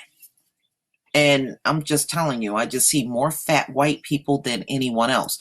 Followed by them are the Latinos. There's a lot of fat Latinos walking around too. Y'all seem to be the two groups that are the fattest in the U.S. Drug-related deaths among middle-aged white men increased more than 25-fold. Wow, that is crazy. Between 1980 and 2014, with the bulk of that spike occurring since the mid-1990s, when addictive prescription opioids became broadly available, according to new research. So this is a study published online today in the International Journal of Epidemiology. Also found, contrary to widely reported research findings, suicide and alcohol-related deaths are not to blame for increasing mortality rates among middle-aged whites. The results call into question the recent reports suggesting that what have become known collectively as despair deaths by suicide, alcohol, and drugs are on the rise among white Americans, particularly men, facing a lack of economic opportunity and an increase in chronic pain. So they're saying, based on pain and distress explanation, raising the mortality rate among the white population, he's not quite buying it. Okay. Instead, recent mortality increases have likely been shaped by the U.S. opiate plague. Masters said metabolic disease, including heart disease, obesity, and diabetes, are also playing a key role. After years of declining deaths for such diseases, Thanks to new drugs and procedures, the progress has slowed for men and stalled for women, the study found. When it comes down to mortality, we are just starting to see the real health consequences of the obesity plague. And it is a plague. Seriously, the next time y'all go out in public, just look at the amount of fat white people you see. It's a lot of them. Okay? I would say it's probably just as many out of shape ones, probably even more than the ones that are in shape. But they are more out of shape than anybody else. And I'm glad this man is bringing that out, because for many years they tried to imply it was black people, but I'm sorry. I see more black men that are in shape than I do see white men, and that is the truth. And I'm sure I'm not the only one that noticed that. In fact, I'm more likely to see a black man that is in good shape than I am to see a white man that's in good shape when I go out in public. All I see are these fat, slobbery looking men that just look horrible. Master's and graduate students, Andrea Tilstra and Daniel Simon, launched a study in spring 2016 after papers revealed the following years of decline. U.S. mortality rates had begun to inch up among middle-aged white, non-Hispanic men and women. Follow-up studies suggest such increases were disproportionately driven by chronic liver disease, suicide, and overdoses, which some suggest were symptoms of the same underlying epidemic of emotional distress, economic insecurities, and chronic pain. One study published in 2015 in the Proceedings of the National Academy of Science referred to despair deaths among a lost generation whose future is less brighter than their parents. But we know that. Many people are not living as well as their parents did because the incomes have dropped dramatically for a lot of the same jobs. The despair death narrative caught fire and has since begun to inform mortality research and media coverage and shape dialogue among policymakers and politicians. Yet our research shows it has, he just feels it's incorrect. He doesn't feel these are deaths of despair as it's been labeled. And again, I don't see how it's deaths of despair for them. When black people have gone through the highest unemployment rate since we've been here. But that's not considered a despair, but it's a despair when white people go through it. Give me a break. Y'all sound weak. For the new study, he looked at U.S. mortality data from the National Center for Health Statistics, the Center for Disease Control and Prevention, and the U.S. Census Bureau for U.S. non-Hispanic white men and women ages 25 to 34 and 35 to 54 from 1980 to 2014, while previous research had lumped men and women 10-year age spans and drug, alcohol, and suicide deaths together. Masters and his team disentangled the data sets, looking independently at genders, individual year ages, and distinct causes of death. They also distinguish between period effects, in which shifts in mortality rates were similar among all age groups, and cohort effect, in which the shifts were unique to individuals born in a particular time frame. One glaring pattern emerged among men and women of all ages cohorts studied. Drug-related deaths had skyrocketed. For instance, in 1980, 1.4 per 100,000 men, and 1.76 per 100,000 women died from drug overdoses. By 1998, those numbers had climbed to 9.5 for men and 3.6 for women. By 2014, they'd risen to 36.5 to 24 for men and 24.4 for women. Wow. Y'all some real junkies. Woo. Oh man, I'm looking out the window. This is kind of off topic. I'm looking out the window at the sunrise, and the sky is very, very pink out here. I don't think I've ever seen it this pink before. Okay. And meanwhile, the researchers found no substantive increases in white men's alcohol-related mortality at any time. Suicide rates did rise slightly between 1999 and 2014 for men and women, but this was due largely to spikes among all age groups during times of economic downturn. So whenever the economy goes bad or they're not working that much, this is when your Caucasoid will turn to suicide.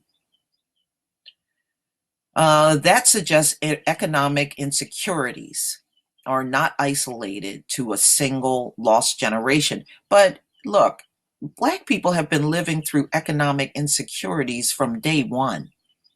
You don't see us killing ourselves. These people can't handle nothing. With drug-related mortality rates, it took off around the time when prescription opioids became readily available, and it has kept rising steadily ever since, Master says. The team in yet-to-be published research has also looked into the number of Black men and women and seen similar patterns of soaring rates of drug abuse across age cohorts since the late 1990s.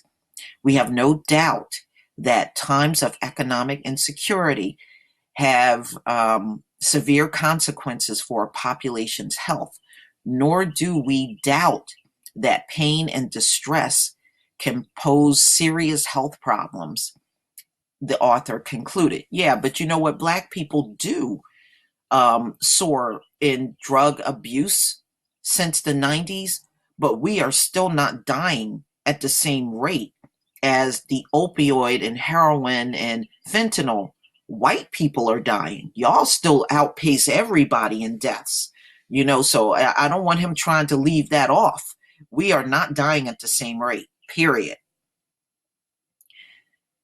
However, taken together, our findings suggest that it is unlikely that recent trends in U.S. white men and women mortality rates have been driven by a plague of pain and rising distress.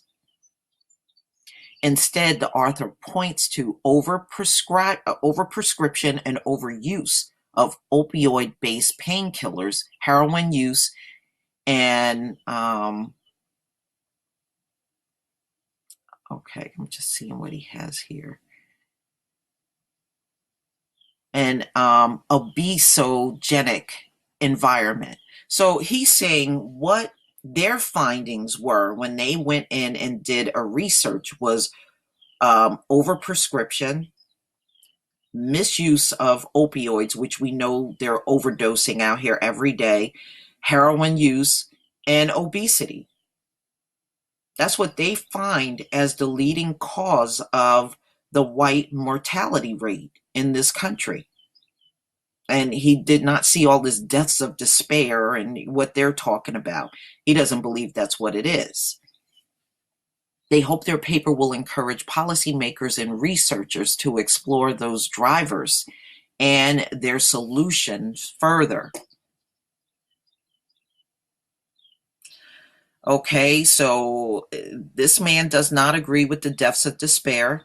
So he believes that the biggest killer that's happening to white Americans, and the reason why it's rising higher for them than anyone else, is mainly drugs, obesity, and suicide.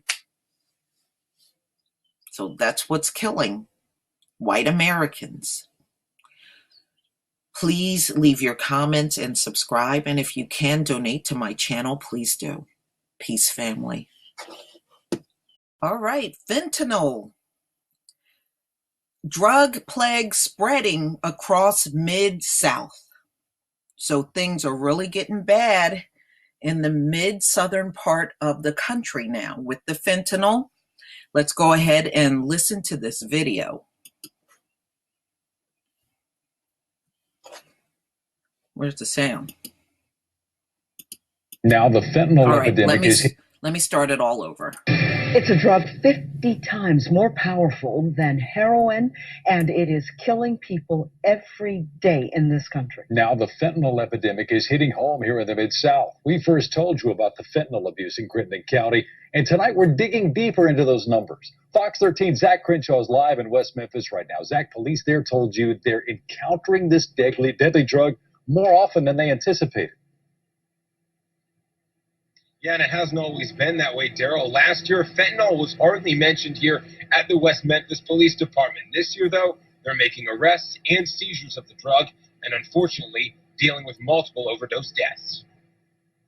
Inside West Memphis PD, the narcotics unit is always busy. But this year, fentanyl has detectives on cases they didn't see last year. So we definitely have noticed that fentanyl seems to be on the rise for seizures and for overdose issues. In 2016, West Memphis had 0 fentanyl overdose deaths. So far, there have already been 4 this year. When you compare it with last year, that's a 400% increase in fentanyl-related deaths for us. The challenge with powdered fentanyl is it's almost impossible to distinguish from regular heroin. West Memphis police saying the overdoses this year, they've seen pure fentanyl and heroin-laced fentanyl. And they don't think the victims knew about either. They have no idea how it was mixed, no idea how much is in what they're getting, no idea if the drug dealer, because fentanyl is cheaper, is selling them pure fentanyl. As a state, Arkansas has seen a huge influx in fentanyl since 2010, and Tennessee is no different. The TBI told me that in 2013, they found fentanyl in lab tests just 12 times. By 2015, that number ballooned to 100, and it doubled last year to 201. Captain Joe Baker said his department is working to go after dealers and cut off the supply, but he also has a message for users. That a lot of this heroin is being cut with fentanyl, which, if nothing else but for self-preservation, this is a substance that in a very, very small dose can kill you. Now, less than 2 weeks ago, we told you about how the Shelby County Sheriff's Office was actually training its deputies on how to handle fentanyl if they come into contact with it. That's because if an officer or anyone really gets a small amount of fentanyl, less than a penny, on their skin, it can actually lead to an overdose and a death. It's happened across the country where officers have actually had to go to the hospital when they've come into contact with it. Captain Joe Baker, you heard from in that story, told me that. Okay, he's right. There is another story that just came out of a cop that overdosed on fentanyl, I think just a few days ago. So he's right. It is happening all across the country. But there's still no end in sight in this plague. The fentanyl, I kind of mix in with the opioid and the heroin only because a lot of it is cut into those drugs to give a more powerful high. And we already know fentanyl is, more powerful. Now fentanyl plague is hitting home in Mid-South. So they're saying just last year, there were hardly no one in Memphis ODing on fentanyl. And just between last year and this year, it has actually jumped up 400% as far as fentanyl-related deaths in the Mid-South. The problem with powdered fentanyl is it is almost impossible to distinguish from regular heroin.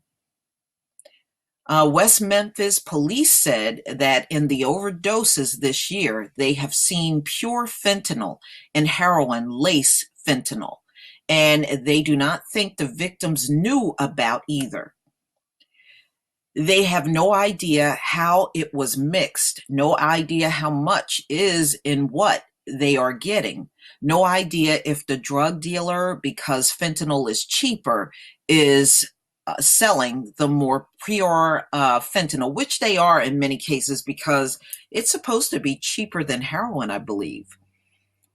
As a state, Arkansas has seen a huge influx in fentanyl since 2010, and Tennessee is no different. The Tennessee Bureau of Investigation told Fox 13 that in 2013, they found fentanyl in lab tests just 12 times.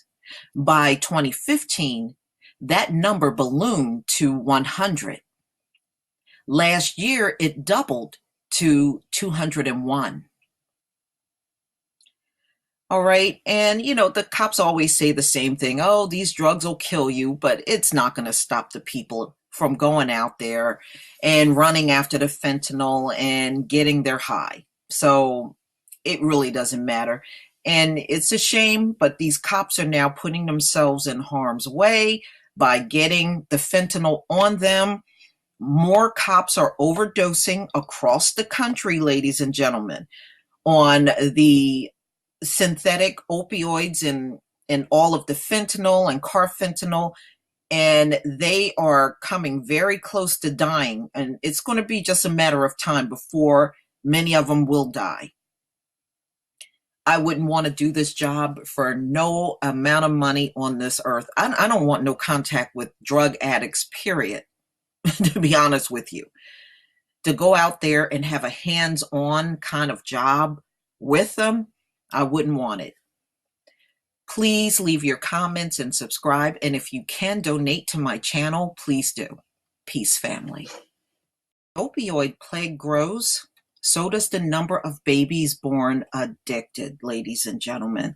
So again, this plague ain't going nowhere. Okay.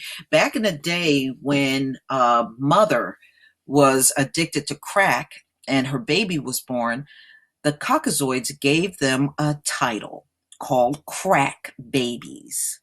All right, that's what they wanted to call our kids, and that's what they did. So now their babies are coming out in even larger numbers, addicted to opioids because the mom takes the drug all throughout her pregnancy. And listen to how often these babies are born. This is long past crack babies, is what they wanted to call them. Okay, this is in Illinois, DuPage County, Illinois. The I-Team looked into the most heartbreaking development of the opioid plague, tiny lives that begin drug dependent. They can't just say no because they are babies born hooked in a birth fight because of their mother's addiction. Well, that was the same case with the black babies that were born addicted to crack. One baby born every 25 minutes in the United States is suffering from opioid withdrawal. That's a lot of babies, y'all. That's a lot of babies. One every 25 minutes, an opioid baby is born in the U.S. The syndrome has Illinois on the offense. Newborns cry, but one baby's high-pitched wails signal trouble. She entered the world dependent on addictive drugs, among the state's smallest victims of the opioid plague. The symptoms include fevers, irritability, and tremors.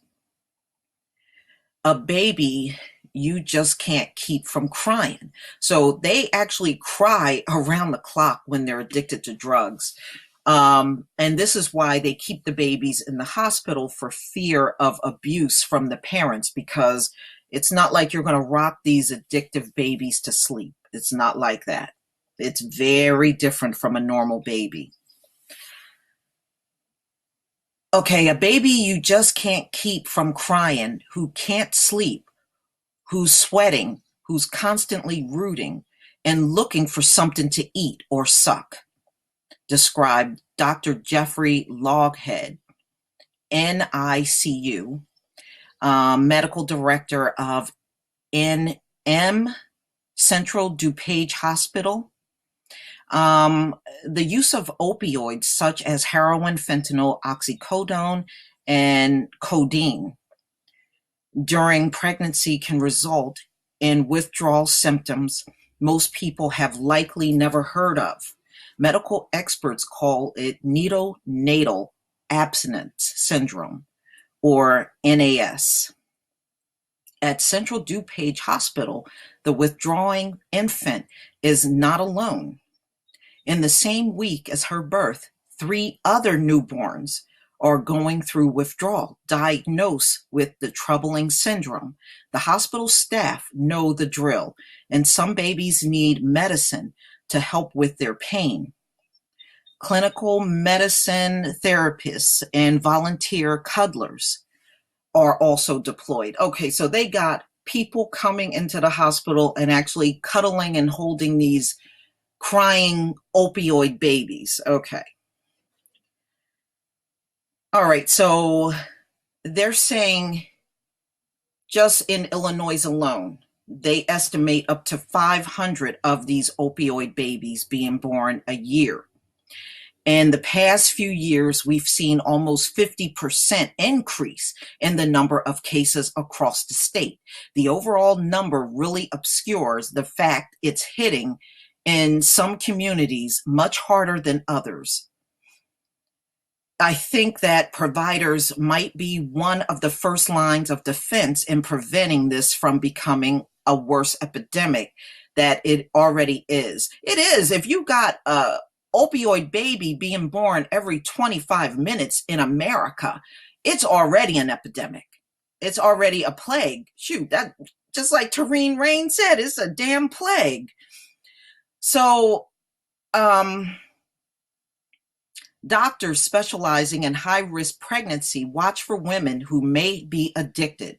But while many would-be mothers are not hooked on heroin, a surprising number are still being prescribed habit-forming painkillers while they're pregnant. Why would you prescribe opioids to a pregnant woman? Oh my God, these people are insane. I would never. That is weird. Why would you give opioids, prescribe that to a pregnant woman? And then you want to know why you got an epidemic and babies born this way? Woo, man. The Caucasoid community is really jacked up, y'all. They are going through something real. The I-Team obtained the 2016 data on dependent babies in Illinois, and the numbers are climbing. Between 2011 and 2016, the numbers are more than double in urban counties and more than triple in rural counties.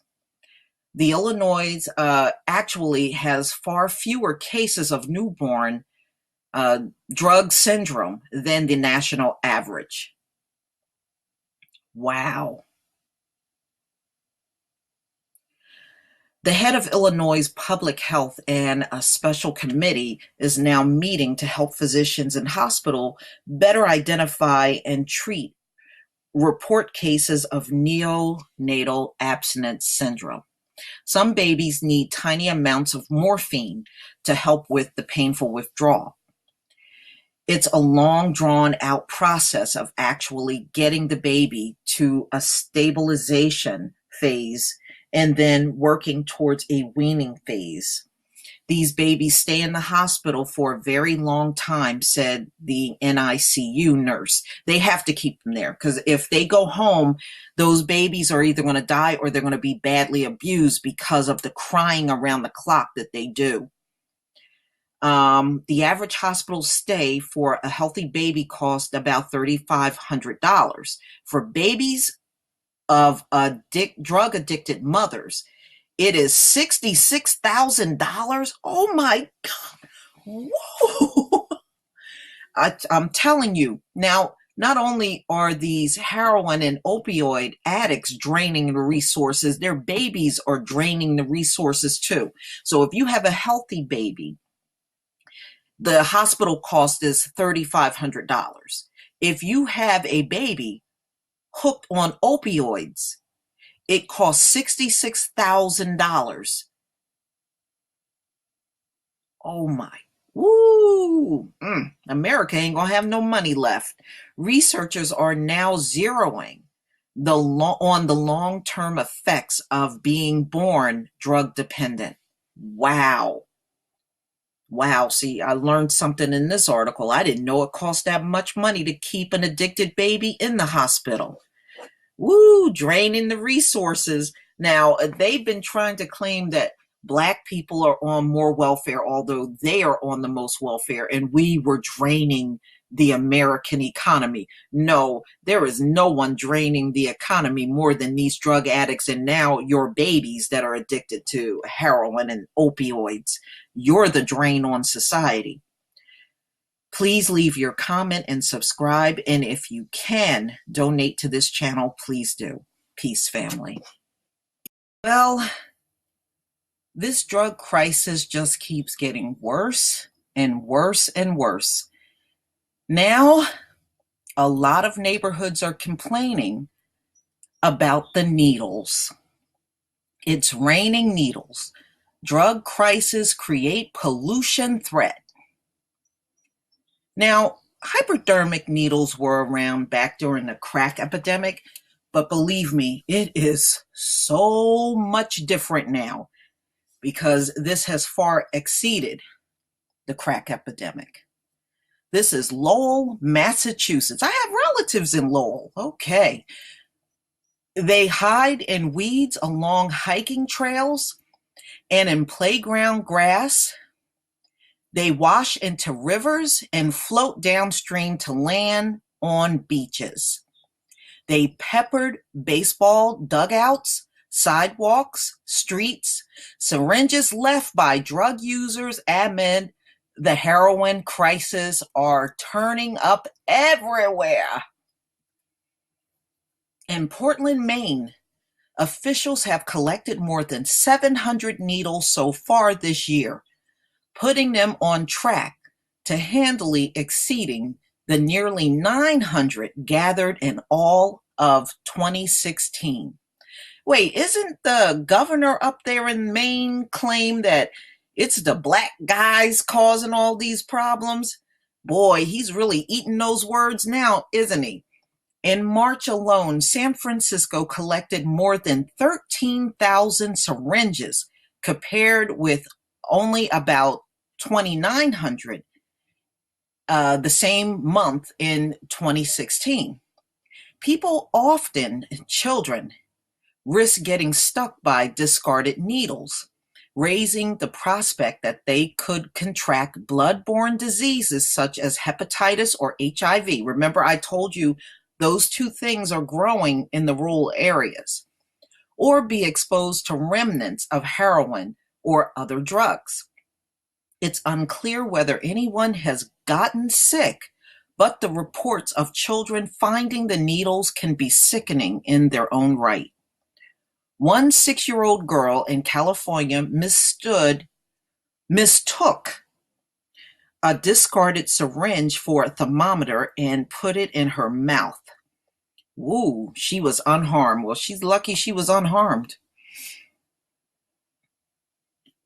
I just wanted more awareness that this is happening, says Nancy Holmes, whose 11-year-old daughter stepped on a needle in Santa Cruz, California while swimming. Whoa.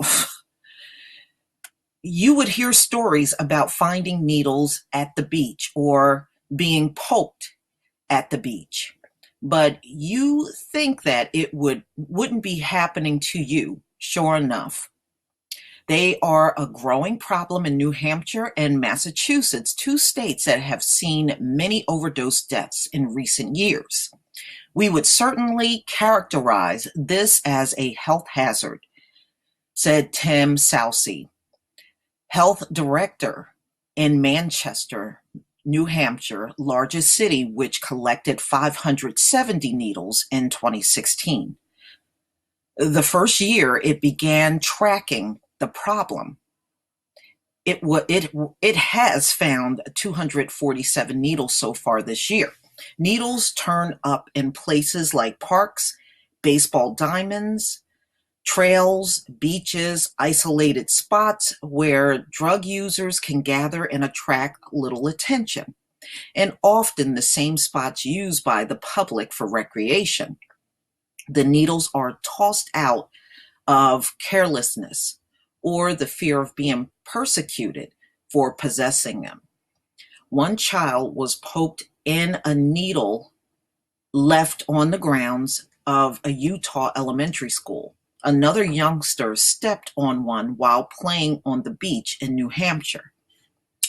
Even if adults or children don't get sick, they still must endure the unsettling battery of tests to make sure they didn't catch anything.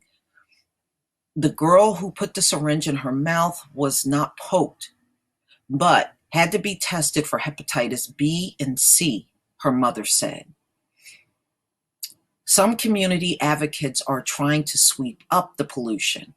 See, this is what I'm talking about. The heroin addicts, no matter how much they keep screaming public health issue, they need treatment, they are a nuisance out in society.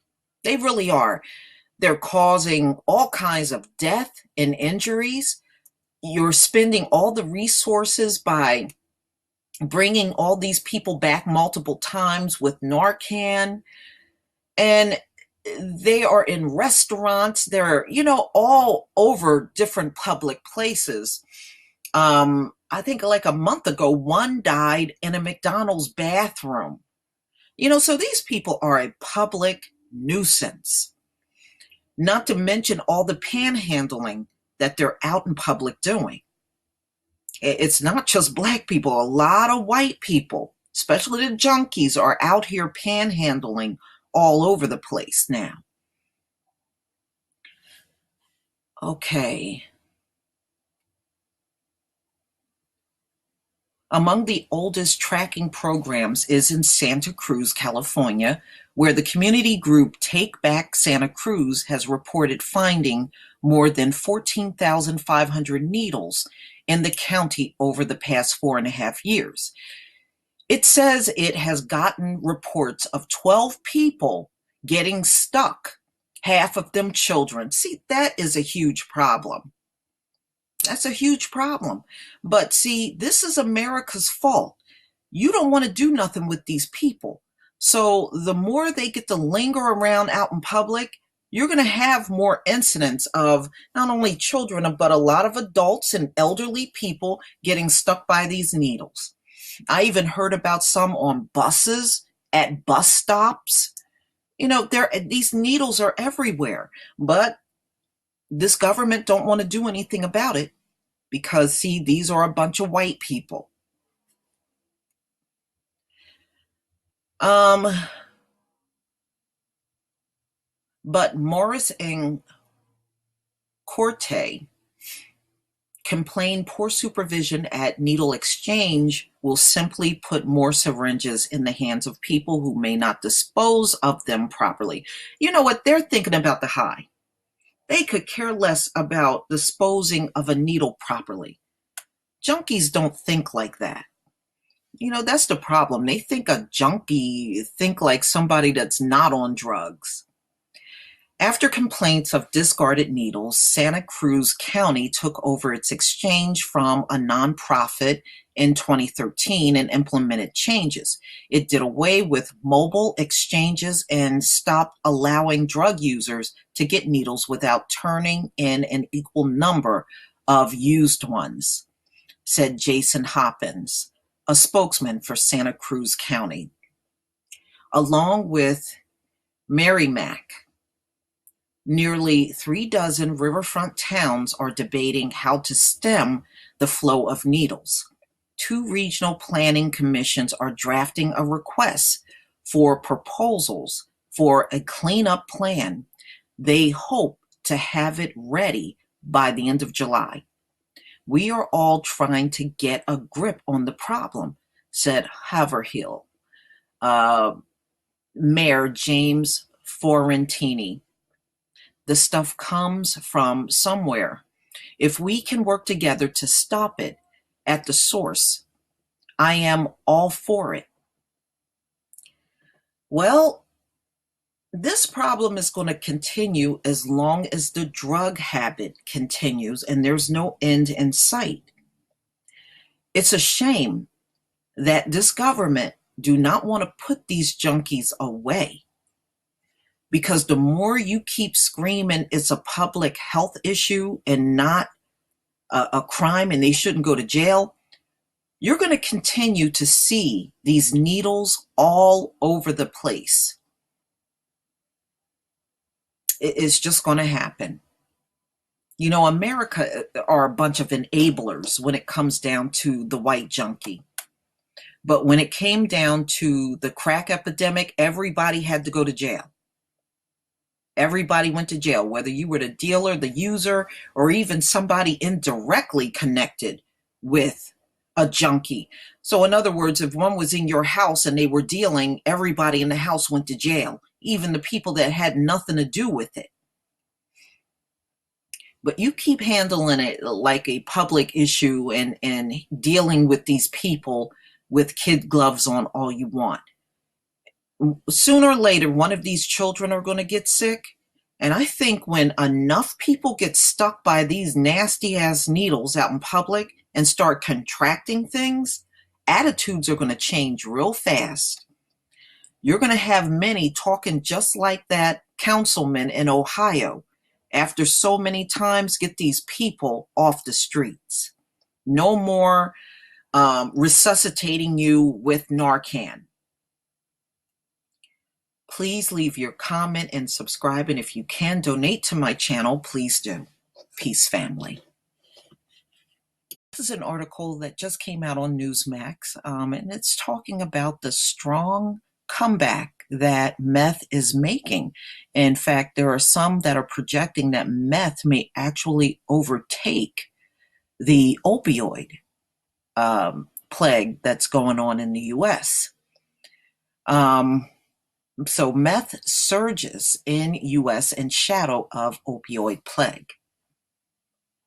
Meth is surging in the U.S. again in the shadow of the opioid plague and may not be getting the attention it deserves, says law enforcement officials.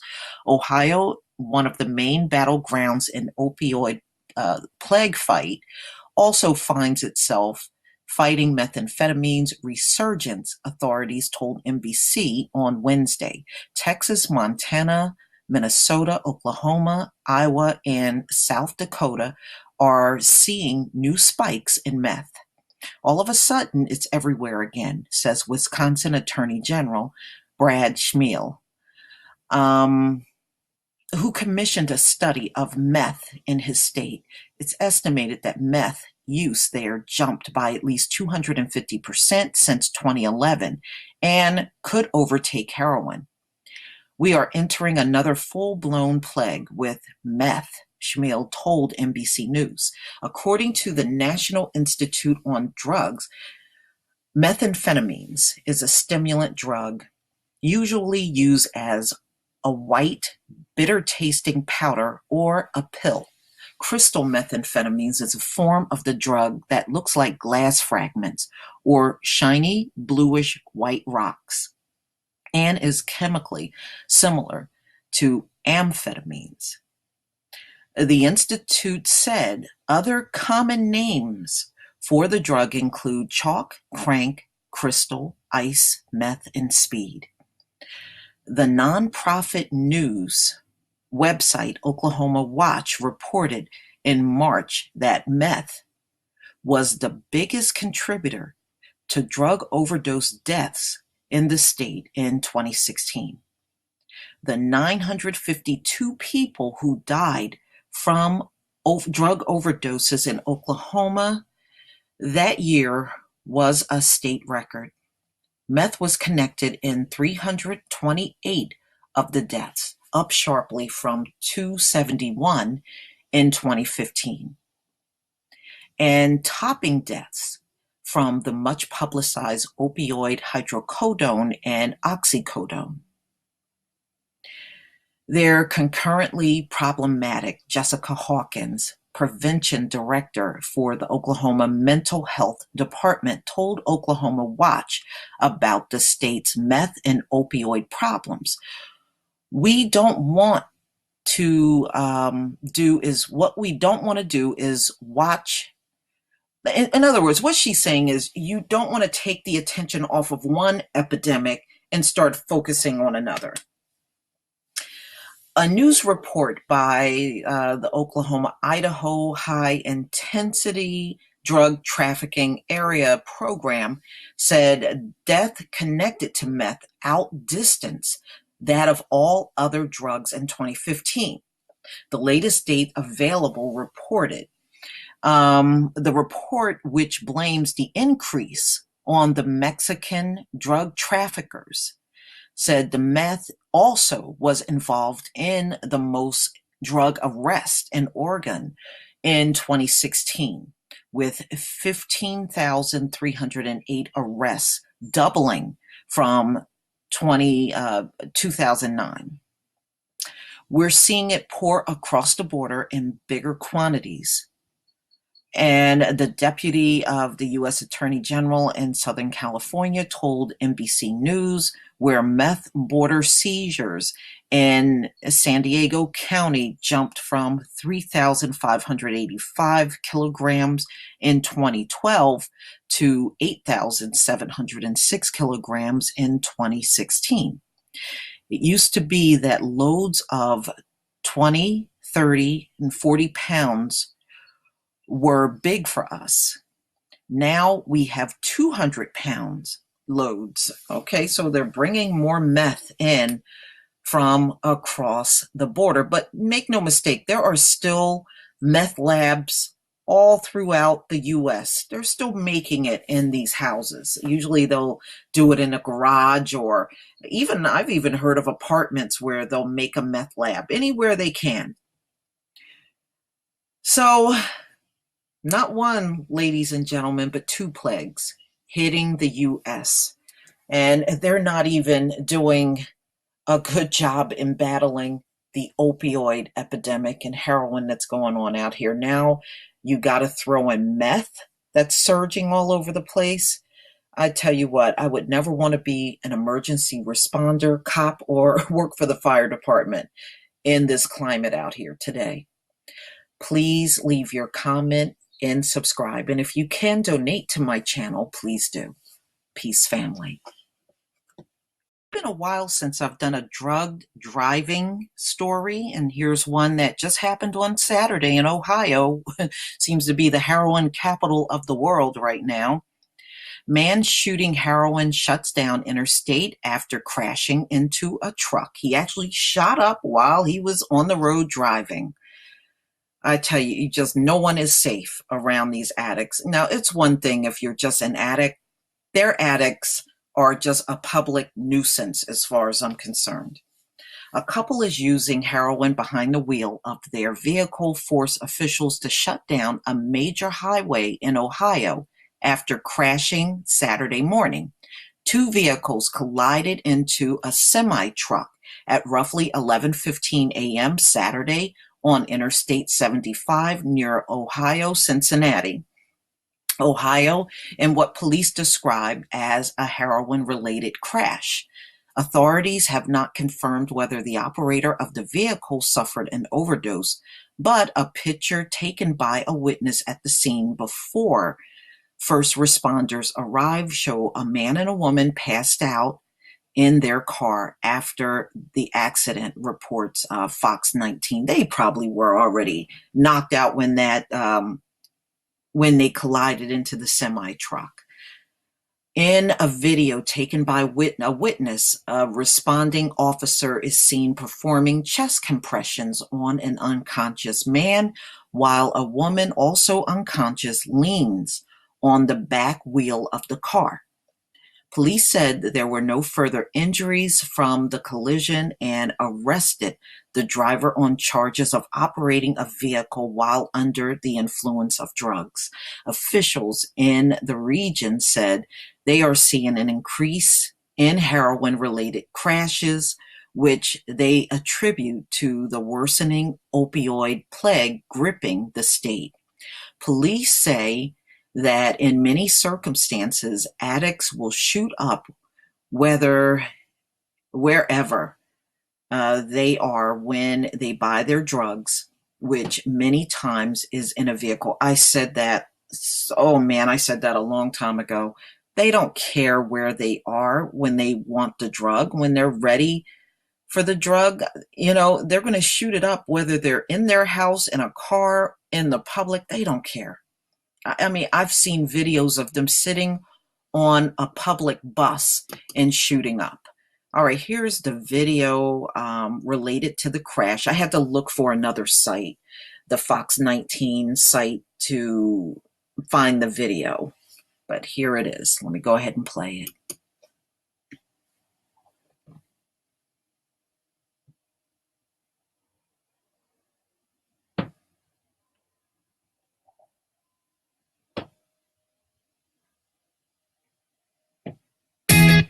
This could be that one time where you like the 15-second ad better than the video that follows. Click here to view more offers and access the largest selection of new Toyota inventory. Toyota, let's go places. Thank you. Take a look at this. Scary moments for a family driving southbound on I-75 near the Western Hills Viaduct. That's where Cincinnati police arrest a man for OVI on heroin after a crash. A witness recalls the frightening moments. This is video after police say a man crashed into a semi this morning. You can see what appears to be an officer administering CPR. Melissa Eiler was riding in a vehicle with her family when she says her father slammed on the brakes. He hit the brakes really hard, and luckily we wear our seat.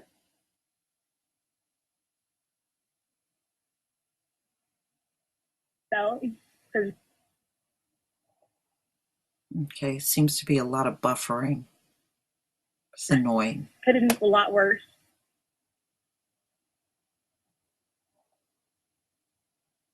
Okay, but for the most part, you can see they had the cop had the driver who was the man involved in the accident. You can see in this video another person. All right, I'm just going to stop that. Okay, so you can see the cop had the driver, who was the man, down on the ground. He had to do chest compressions on him. And the woman, who was also knocked out, she was leaning on the car's back wheel. And you could, in the video, you could kind of see that. So this is a real problem, ladies and gentlemen. Around my way, probably like around May, sometime in May, there was a white male driving a pickup truck, and he went right into one of the light poles out on the street, and he slammed right into that. And it was a whole bunch of cops, the emergency squad, and he was knocked out behind the wheel, just heroin. So this is happening all over. You have to be careful out there. Unfortunately, these junkies are a public nuisance, and there's a lot of drug driving going on in the country, which really now outpace drunk driving. So tell me what you think in the comment section. Please leave your comment and subscribe. And if you can donate to my channel, please do. Peace, family. A week ago, I did a story on a sheriff in Ohio that refused to allow his officers to carry Narcan. He doesn't feel that it should be the job of the police to revive people. It should be the emergency squads doing that. Well, his refusal to carry Narcan has now sparked protest, and it's very divided. There are some people that do agree with him and some that simply don't. They think that, I guess as a public servant, they should be carrying Narcan.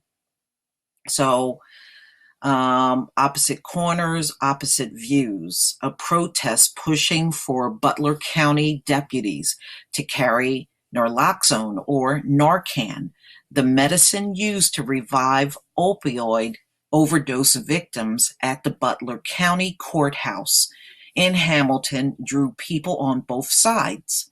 of the issue. They stood across the street from one another, shouting and waving to motorists as they passed through the busy intersection of Martin Luther King Boulevard and High Street in downtown Hamilton. According to the event on Facebook, the demonstration was sparked by comments from Butler County Sheriff Rick K. Jones, who says his deputies have never carried it, and that's not changing. A declaration that drew national press coverage. Deputies and law enforcement officers in surrounding Warren, Clemens, and Hamilton County carry the opioid overdose reversal drug. So you can see in the picture the protesters that are out. Okay, and you see another one down here. Truckers for Jones. Police are not doctors. Heroin addiction can buy their own Narcan. Police do not give medicine. So the town is very divided on this. And you can see some people want the sheriff deputies to carry the Narcan and some don't.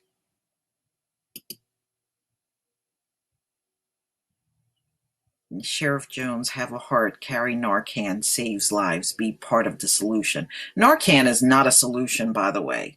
All that is you're just reviving them so they can go out and get high again. And here's another one. Hey, hey, ho, ho, Sheriff Jones has got to go. You know, where was all of this when blacks were going through the crack epidemic? I didn't see this outpour from any of these caucasoids that you see today. I didn't see this. All right, there is a video up here. Let's see if we can get it to play. Pardon the commercial. Used vehicles from 8 franchises in one location at the Jeff Weiler Eastgate Auto Mall on Route 32. Chrysler, Jeep, Dodge, Ram, Chevrolet, Kia, Nissan, and Mazda. Plus, you'll find the used car megastore offers more. It's an everyday occurrence with these drug overdoses. It is just, it's sapping a lot of our police officers off the street because we're constantly going to pretty much the same people over and over again. If they can shoot you with an Narcan, that will stop the effect of the heroin, and then whatever else it's laced with, you can deal with. In downtown Cincinnati, I see a lot of people snorting it rather than shooting it up. They don't want to get caught with a needle and get charged then with that needle. Because unfortunately, I can't charge them if they snort it because my drug is gone. The drug has so much control over them that being Narcan and bringing back to life is not affecting them to stop. They know we're going to come and they know we're going to Narcan them and we're going to bring them back to life. Hey, here he comes. We're the fire department. We just saved your life. It's all the time now. I mean, every day almost you're coming into a heroin overdose. I like seeing some type of treatment, just to be honest. You know, at first, I think a lot of officers did have some compassion. Now it's hard because we see the same thing day in and day out, and there's a lot of individuals out there that do not want help. I mean, I've only had a couple in my career willing to really get help. It's overwhelming for the firefighters. Big fatigue factor on them. And our goal is to try to get them to the hospital. We can't transport them; they refuse to go. I feel sorry for the firefighters. They are bringing these people back to life, and then we're done and we walk away because we don't have anything. We can't arrest them. Unfortunately, we can't arrest them for just being high on heroin or because we had to Narcan them. That's not an offense, and there's nothing really we can do. So they walk away. And I think the firefighters get a little frustrated, like, why aren't the police doing anything? But our hands are tied. We can't. You know, it's amazing how Shop 2000. It's amazing how their hands are tied when it comes down to these Caucasoids, you know, their hands are tied. I find that very amazing. And I'm offended by that because they're saying if they don't see evidence of the drug and they're just high, they can't arrest them. But they sure did not draw those distinctions when it came down to Black people during the crack epidemic. If you looked high, you went to jail. Whether they caught you with the paraphernalia or the actual drug or not, you went to jail. But they got all these stipulations in place when it comes down to the heroin addict. Oh, well, we can't just arrest them. Well, why not? You just arrested the crack addict. you know, but it's a plague that's affecting white people. So now they want to handle everybody with kid gloves. And I understand what the people that work for these emergency squads and fire departments, you're going out to the same person over and over. I did an article maybe like 2 weeks ago on how they went out for the same person 20 times in 1 week. 20 individual times they went out with Narcan to bring a person back.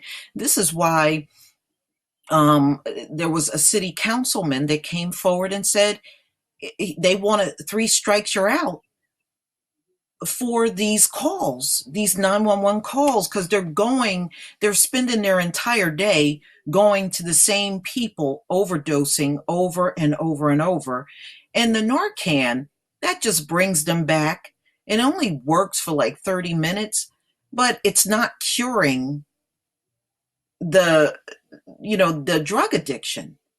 As far as I'm concerned, it's encouraging them to do it because they know somebody's going to always come to revive them. So what incentive does the drug addict have to even stop? There's none. This is why this plague is not going anywhere, ladies and gentlemen. I say that on all my videos, and I'm going to continue to say it. And right now, Caucasian society, they're enablers. The ones that are not doing the drugs, they're enabling it because they want these junkies accommodated. Please leave your comment and subscribe. And if you can donate to my channel, please do. Peace, family. The new article that just came out on KGW.com, an NBC affiliate in Portland. New data reveals Oregon's opioid plague still dire in rural counties. Rural America right now is struggling bad in this country, not only with the drug plague, but also all kinds of infectious diseases are cropping up in rural America. Okay, Oregon is prescribing fewer opioids. About 280 million pills were still given out last year. Wow, that's a lot of pills. Rural counties struggle the most with opioid addiction, and the state faces a long battle ahead. Last summer, Dwight Holton started getting fed up. The CEO of Lines for Life, which runs Oregon's drug and alcohol health line and suicide crisis line, worked for years to get the state's doctors to prescribe fewer opioids. I have been working on this issue since 2010, he said. I thought I had been very patient. I started to move from patient to pissed off. Holton watched year after year as doctors across the state kept issuing bountiful prescriptions for addictive opioids, such as hydrocodone and oxycodone. He said since the 1990s, drug companies have touted opioids as a high-reward, low-risk option for chronic pain, while the opposite was true. That sent the state and states across the country into daunting opioid plagues Hospitalization and deaths from opioids rose, and people struggle with chronic pain added addiction to their list of ailments. But Holton got surprisingly good news. In 2015, opioid prescriptions dropped in nearly all counties in Oregon. Newly released data from the Centers for Disease Control shows doctors are prescribing fewer opioids in 28 out of 36 counties in Oregon. Many counties saw the numbers drop by a third to half. But that doesn't mean the problem is going away anytime soon. About 280 million opioid pills were prescribed in Oregon last year. The issue persists mostly strongly in rural parts of the state. Oregonians in rural counties are far more likely to be prescribed opioids, with higher unemployment rates, lower incomes, and less access to treatment centers. Those who become addicted have more difficulty fighting back.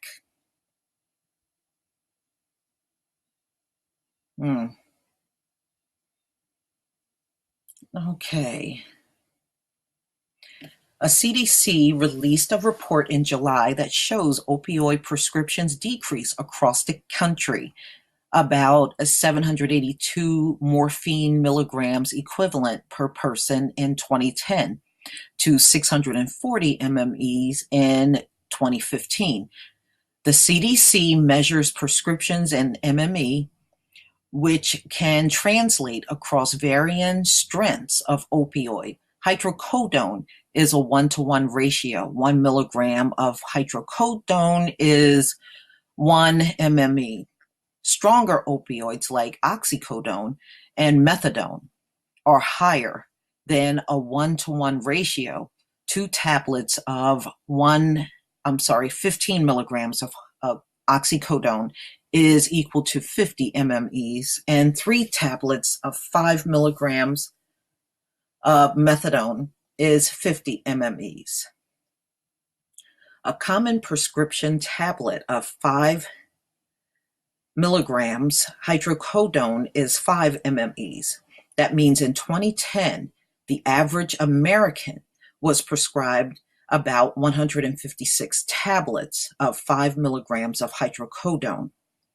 In 2015, that dropped to 128 tablets per person.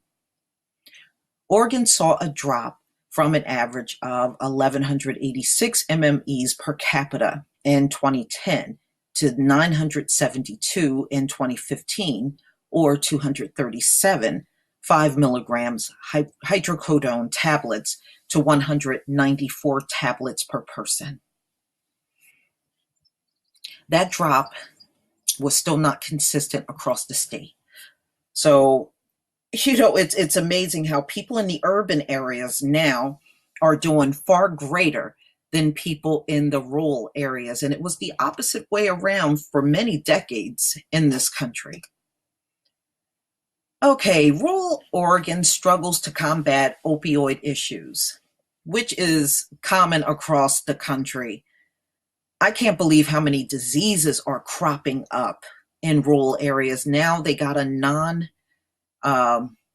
resistant gonorrhea that has popped up where drugs don't work on it at all.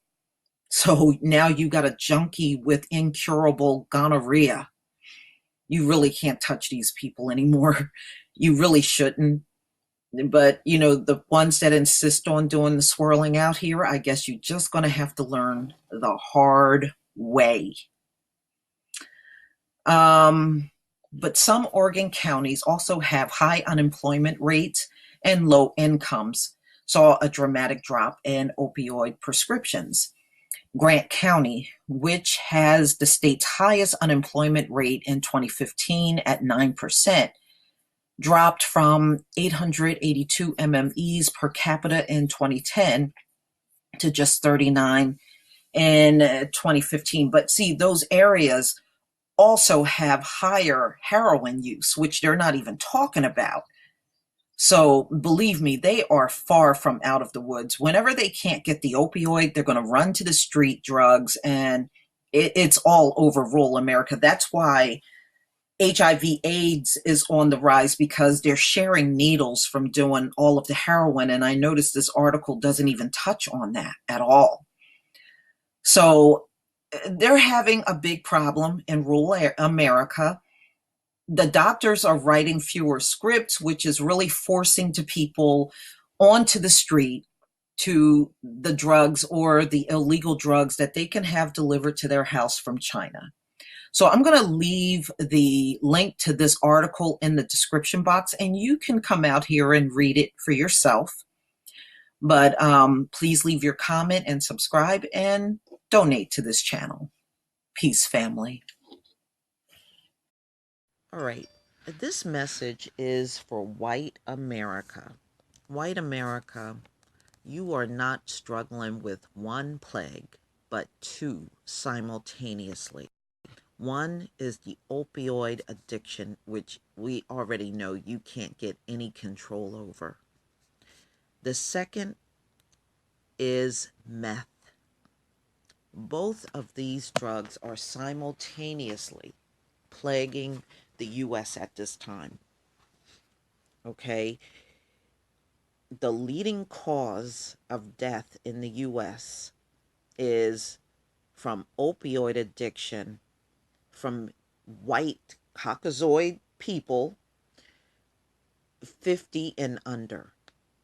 All right, so you can talk about black on black crime and black on white crime, which is all laughable for you to even bring these things up when your community is being completely devastated by drugs. So you can sit there and be stupid all you want, but the bottom line is this whole epidemic in this country, you can't even control it, and nor can you control your people that are running out here after these drugs. So the way I see it, you don't have anything to say to anyone as long as you got this mess going on in your country. But it's amazing how y'all want to open your mouth to black people when you really have no right to do any of those things at all.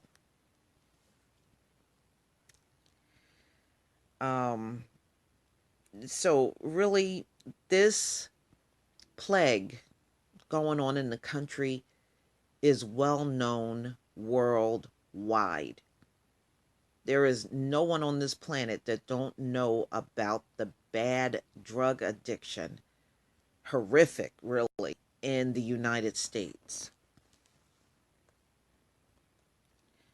While the numbers illustrate the magnitude of the problem, they can also mask the ways in which drug use and abuse is subject to local trends. For the Twin Cities, understanding contemporary drug policy means acknowledging that opioids are the beginning, though not necessarily the end, of law enforcement focus.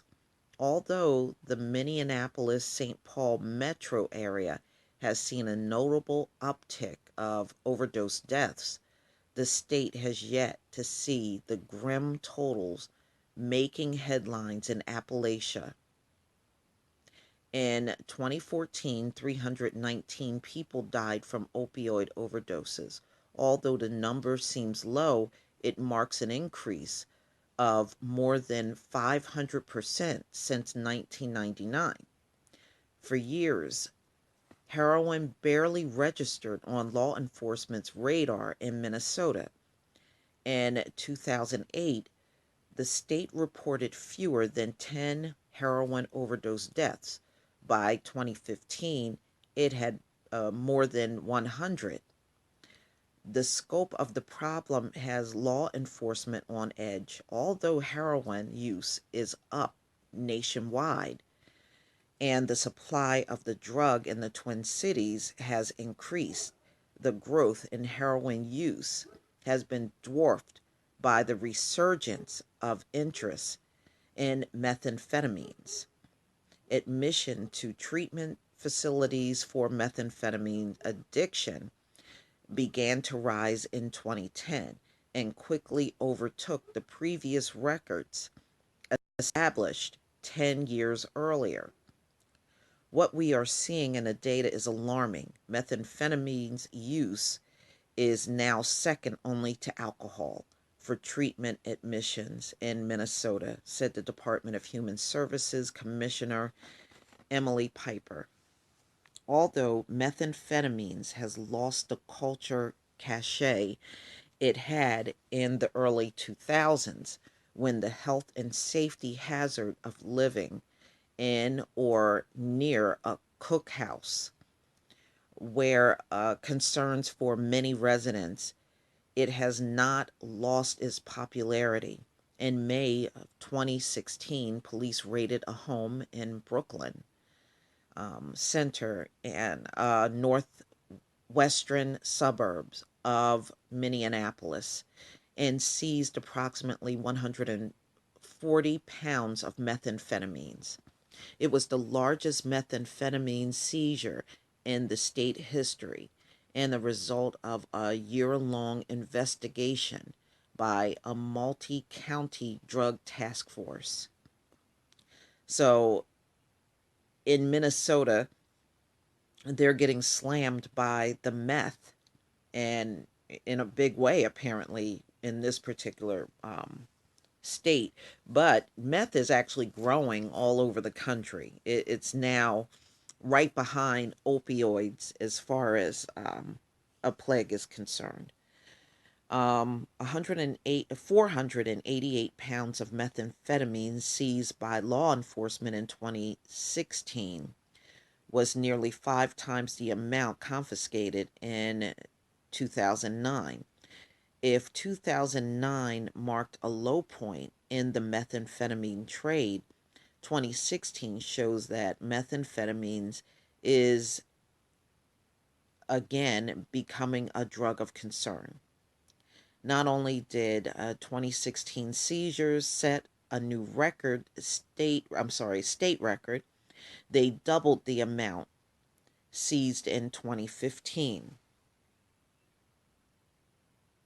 In fact, in Minnesota, methamphetamine addiction is second only to alcohol abuse treatment admission, whereas in 2005, the previous peak, 6,703 people were admitted to treatment facilities around the state for methamphetamine addiction.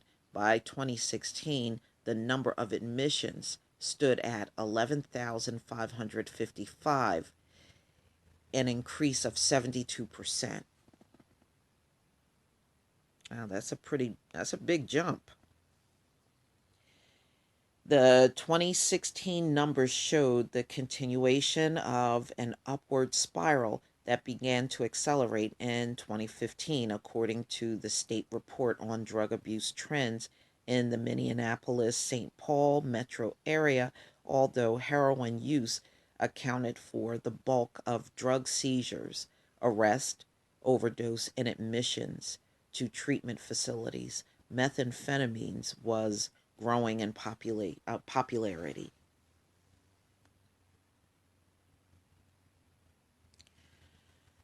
Okay, methamphetamines was reported in 35% of all drug items seized by law enforcement in the 7-county metro area in 2015, and seizures statewide remained at heightened levels, the report continued.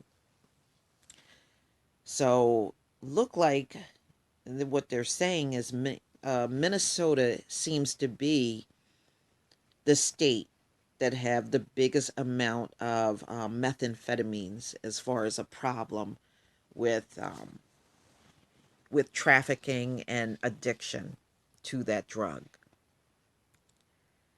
In the first 3 months of 2017, the same agency seized 118 pounds of drugs, a trend that, if it continues, would put seizures at more than 750 pounds by the end of the year.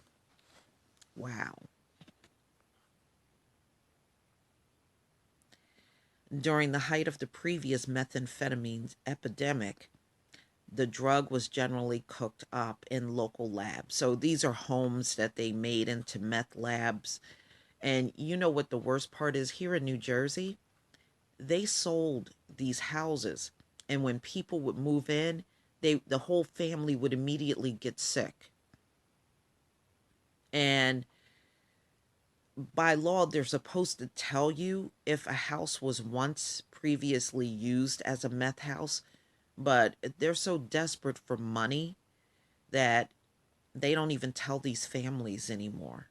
And they don't find out until they move in and everybody gets sick, including the family pets. I have read these stories before. So you have to really just research before you make any purchases or even rent a house out, especially a house, because they're more notorious in doing this in a house than in an apartment.